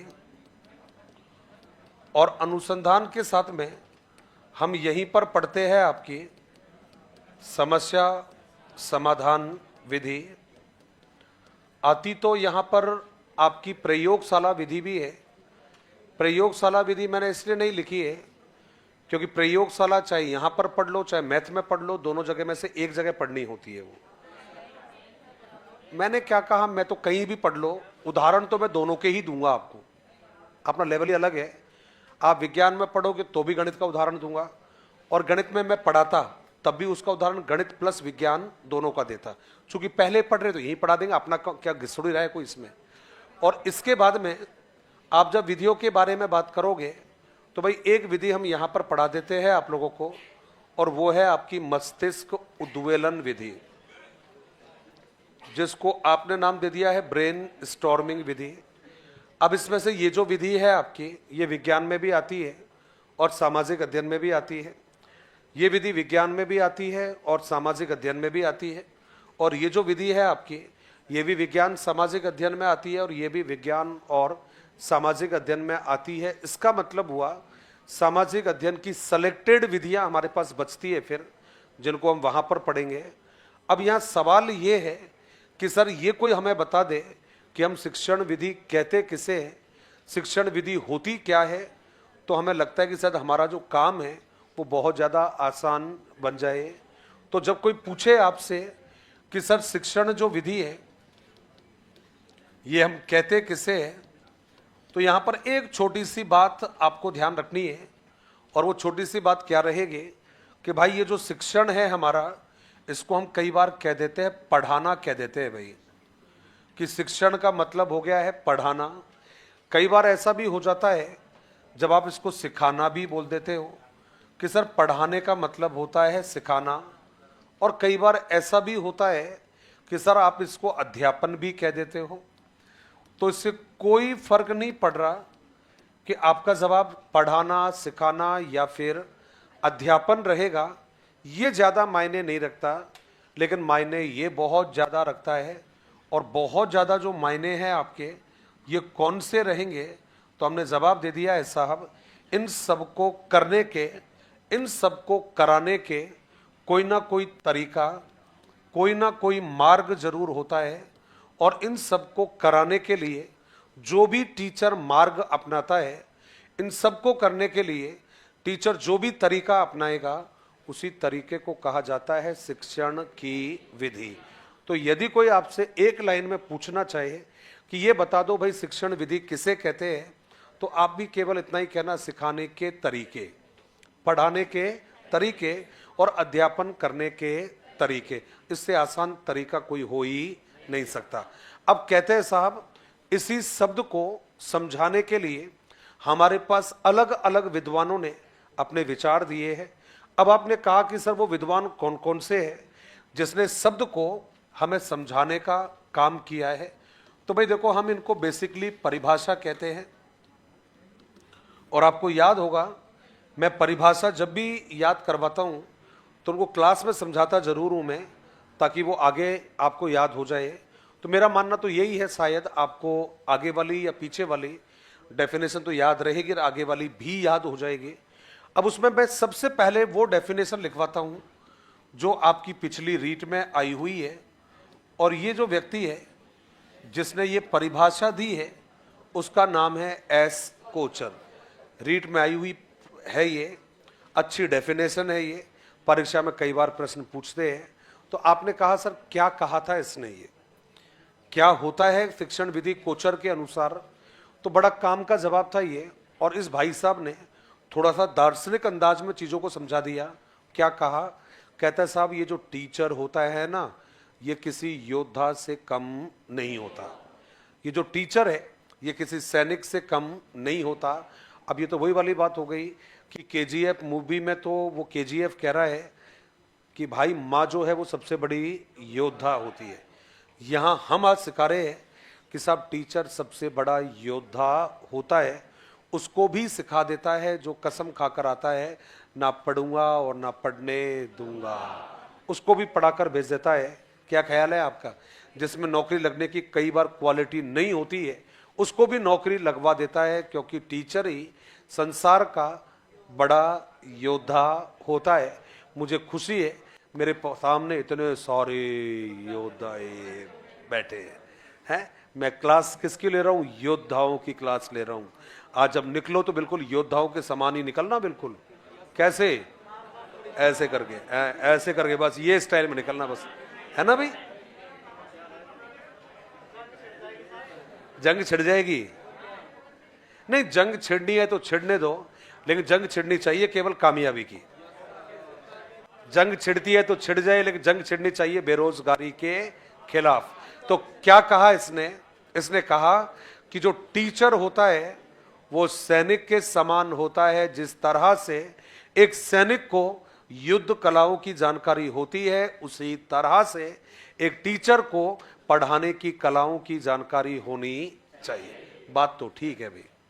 वो सैनिक ही किस काम का जिसको जंग लड़ने के तरीके नहीं आते हो, और दोस्त वो पढ़ाने वाला ही किस काम का जिसको पढ़ाना नहीं आता हो। इसका मतलब बात तो बिल्कुल ठीक ही कही है इसने कि टीचर और सैनिक दोनों एक जैसे होते हैं। किसने बात कही थी? ये एस कोचर ने कही।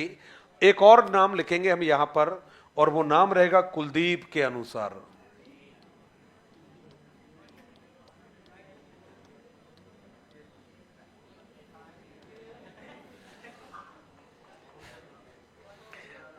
हमने लिखा था कुलदीप के अनुसार, है ना? तो टेलीरेंड के अनुसार। और क्या कहा था भाई टेलीरेंड ने? बहुत जोरदार बात कही है। शिक्षण विधि का चयन कौन करता है? शिक्षण विधि का चयन कौन करेगा? यूज कौन करेगा? शिक्षण वो यूज कौन करेगा? और शिक्षण विधि किसकी सहायता करेगी? टीचर की। शिक्षण विधि का चयन टीचर करेगा, उसका प्रयोग टीचर करेगा, और शिक्षण विधि सहायता करती है टीचर की। इसलिए टेलीरेंड ने कहा कि शिक्षण विधियां शिक्षक की भी शिक्षक होती है। क्या कहा था? शिक्षण विधियां शिक्षक की भी शिक्षक होती है। किसने कहा? टेलीरेंड ने कहा। मजा आ गया है ना? दो परिभाषा याद होगी अपने को। पहली वाली कौन सी? कि टीचर तो सैनिक के समान होता है कोचर के अनुसार, और शिक्षण विधियां शिक्षक की शिक्षक होती है टेलीरेंड के अनुसार। एक और व्यक्ति है जिसको नाम आप सब जानते हो, अच्छा लगता है आप लोगों को उसका नाम, क्योंकि नाम है कुछ खास।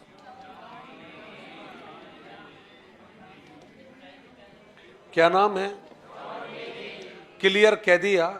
शिक्षण विधियां वे प्रणाली होती है, शिक्षण विधियां वे पद्धति होती है जिनके द्वारा शिक्षक अपनी पाठ्य सामग्री को व्यवस्थित करके निष्कर्षों की प्राप्ति करता है। क्लियर हुआ क्या? क्या जवाब दिया है? टीचर क्या करता है?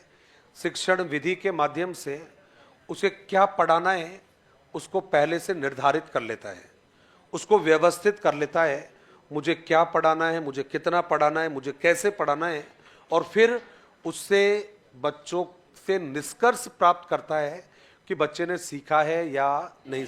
इसका मतलब क्या हुआ, टीचर ने पहले विषय वस्तु का चयन कर लिया है, उसको क्लास में प्रेजेंट कर लिया है, और बाद में ये चेक करता है कि बच्चे ने सीखा भी है या नहीं सीखा। इसका मतलब है शिक्षण विधि से टीचर अपनी विषय सामग्री को व्यवस्थित करता है और उससे निष्कर्षों की प्राप्ति करता है, बच्चे ने सीखा या नहीं सीखा। कितनी आसान डेफिनेशन है, 3। पहले जवाब में आपने कहा कि जो शिक्षण विधियां होती है उनके बारे में कहा आप लोगों ने कि सब शिक्षण विधि का मतलब हो गया है कि हमारे जो टीचर है वो हमारे सैनिकों के समान है। सैनिक को लड़ने का ज्ञान होना चाहिए और टीचर को शिक्षण विधियों का ज्ञान होना चाहिए। दूसरा जवाब दिया टेलीरेंट का, कह रहे साहब शिक्षण विधियां शिक्षक की शिक्षक होती है, ये आपने जवाब दिया है। और ये कह रहा है विषय वस्तु को व्यवस्थित करके निष्कर्ष प्राप्त किया जाता है। किसने कहा है? एक व्यक्ति है जिसका नाम था वोल्टेयर। वोल्टेयर कह दो, वोल्टेयर कह दो। क्या कहा था वोल्टेयर ने? बड़ी प्यारी बात उसने कही थी। कहता है साहब देखो, हर विधि में, प्रत्येक विधि में कुछ ना कुछ अच्छाई जरूर होती है, कोई भी विधि पूरी तरह से अच्छी नहीं होती। मतलब हर विधि में कुछ ना कुछ अच्छी बात शामिल होती है। आप कई बार कहते हो ना, बेस्ट विधि कौन सी है, अच्छी विधि कौन सी है, टॉप विधि कौन सी है? कोई नहीं है। हर विधि में कुछ ना कुछ अच्छाई जरूर होती है, हर विधि में कुछ ना कुछ अच्छाई अवश्य होती है। ये किसने कहा था? वोल्टेयर। वोल्टेयर ने कहा कि कोई भी विधि, या यूं कह दीजिएगा प्रत्येक विधि में कुछ ना कुछ अच्छाई जरूर होती है, कोई भी विधि पूरी तरह से अच्छी नहीं है। किसने कहा था? जल्दी से हेडिंग बनाइए और लिखिएगा, आपका शिक्षण विधि शिक्षण विधि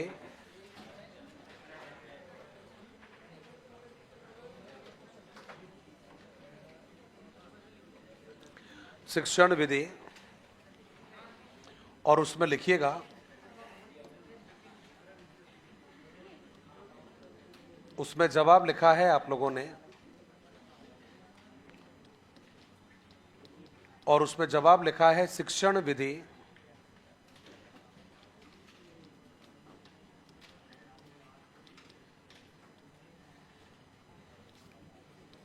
वे साधन हैं जिनके द्वारा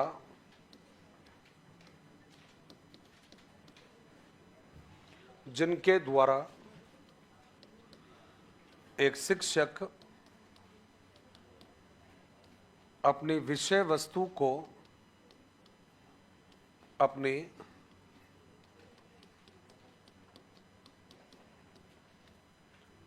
विषय वस्तु को कक्षा में प्रभावी रूप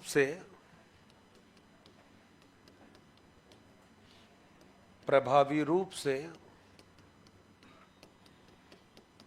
प्रस्तुत करके प्रभावी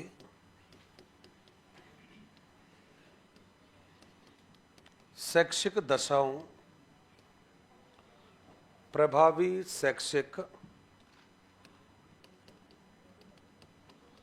दशाओं का निर्माण करके बेहतर अधिगम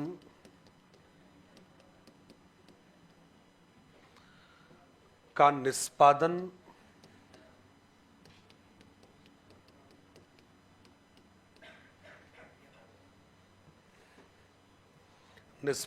करता है।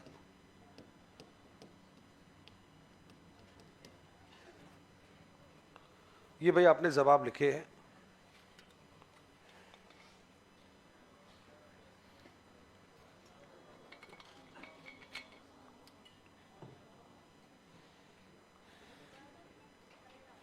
निष्पादन का मतलब होता है परिणाम, परफॉर्मेंस को बोलते हैं। निष्पादन का मतलब होता है परिणाम। ये क्या करते हैं कि आपका जो आजकल रीट वगैरह होती है, रीट है, सीटेट है, उसमें क्या है कि भाई परफॉर्मेंस के लिए ये शब्द इस्तेमाल करते हैं। ये आपके मनोविज्ञान में भी ये शब्द आता है। ये निष्पादन बुद्धि के मामले में आएगा। अधिगम में आता है आपका ये कौन सा, निष्पादन, परफॉर्मेंस को बोलते हैं। ये लिख लिया भाई आप लोगों ने। चले आगे। अलग अलग होती है, इसके बारे में बताऊंगा थोड़ी देर बाद में, मतलब कल वाली क्लास में बताऊंगा। ऑब्वियस बात है, वरना ये छूट जाएगा अभी। ये 3 नाम आते हैं, एक आता है विधि आता है, एक आता है प्रविधि आता है ना भाई। ये एक होता है आपकी व्यू रचना होती है। तीनों चीज अलग होते हैं ये। अगला जवाब रहेगा शिक्षण की परिभाषा। अगले लाइन में छोटा हेडिंग बना देना और उसमें लिखिएगा शिक्षण विधि की परिभाषा, या डायरेक्ट भी लिख सकते हो, परिभाषा लिख दो डायरेक्ट। चाहो तो शिक्षण विधि की परिभाषा या डायरेक्टली लिख दीजिएगा, और वो रहेगा आपका परिभाषा। शिक्षण विधि की परिभाषा, या डायरेक्ट भी लिख सकते हैं परिभाषाएं। उसमें पहला नाम आएगा एस कोचर के अनुसार, और इसमें लिखिएगा शिक्षक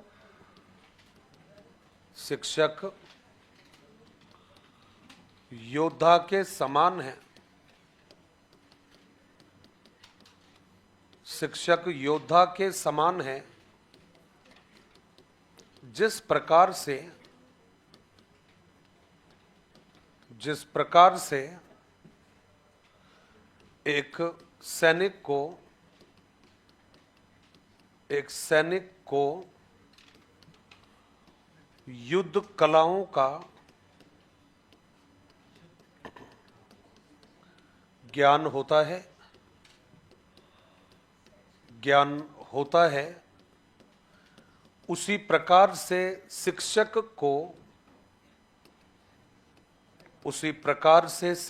को शिक्षण की व्यू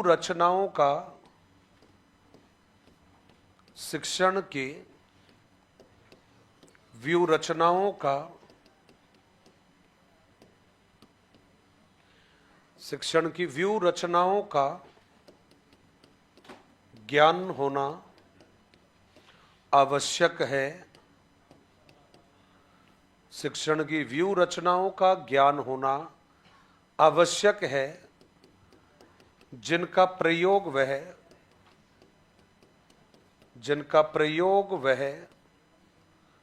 स्वविवेक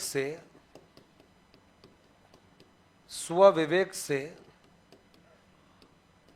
करेगा।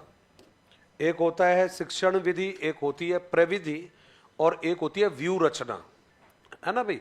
तो शिक्षण विधि तो हो गई, जैसे मान लो व्याख्यान विधि पढ़ रहे हैं तो व्याख्यान तो होगी, विधि हो गई आपकी। अब एक होता है आपकी प्रविधि होता है, और एक होता है आपकी व्यू रचना। तो जो व्यू रचना होती है, उस व्यू रचना के अंतर्गत आपकी आती है, मैं बताऊंगा, लंबा टाइम लगेगा, थोड़ा सा ये भूल जाएंगे, वरना भी है कितना रह गया, 2 मिनट रह गया है। जल्दी से लिखिएगा। एस कोचर लिखा के भाई आप लोगों ने? ये थोड़ा सा हाथ जल्दी बढ़ा दिए स्पीड में, क्योंकि इनको छोड़ के नहीं जाना चाह रहा था मैं, अभी लिखवा के जाऊंगा। सेकंड लिख दीजिएगा टेलीरेंड, और टेलीरेंड में हमने लिखा है शिक्षण विधि।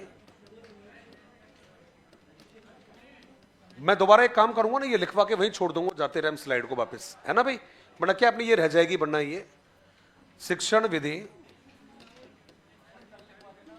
यार एक ही तो है ना केवल। शिक्षण विधि शिक्षक होती है। कितने आसान सी डेफिनेशन बताइए आप। शिक्षण विधिया बोला शिक्षक की क्या होती है? शिक्षक होती है। Teaching method is a teacher of the teacher. शिक्षण विधि शिक्षक की शिक्षक होती है। और लास्ट लिख दीजिएगा जॉन डीवी के अनुसार, चेंज कर दीजिए। अरे वाह। नेक्स्ट है जॉन डीवी के अनुसार, और इसमें लिखा है आपने शिक्षण विधि वे प्रणाली है वे प्रणाली है जिनके द्वारा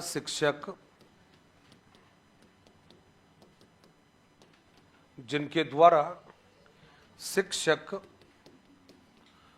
अपनी विषय वस्तु को व्यवस्थित करके निष्कर्ष ज्ञात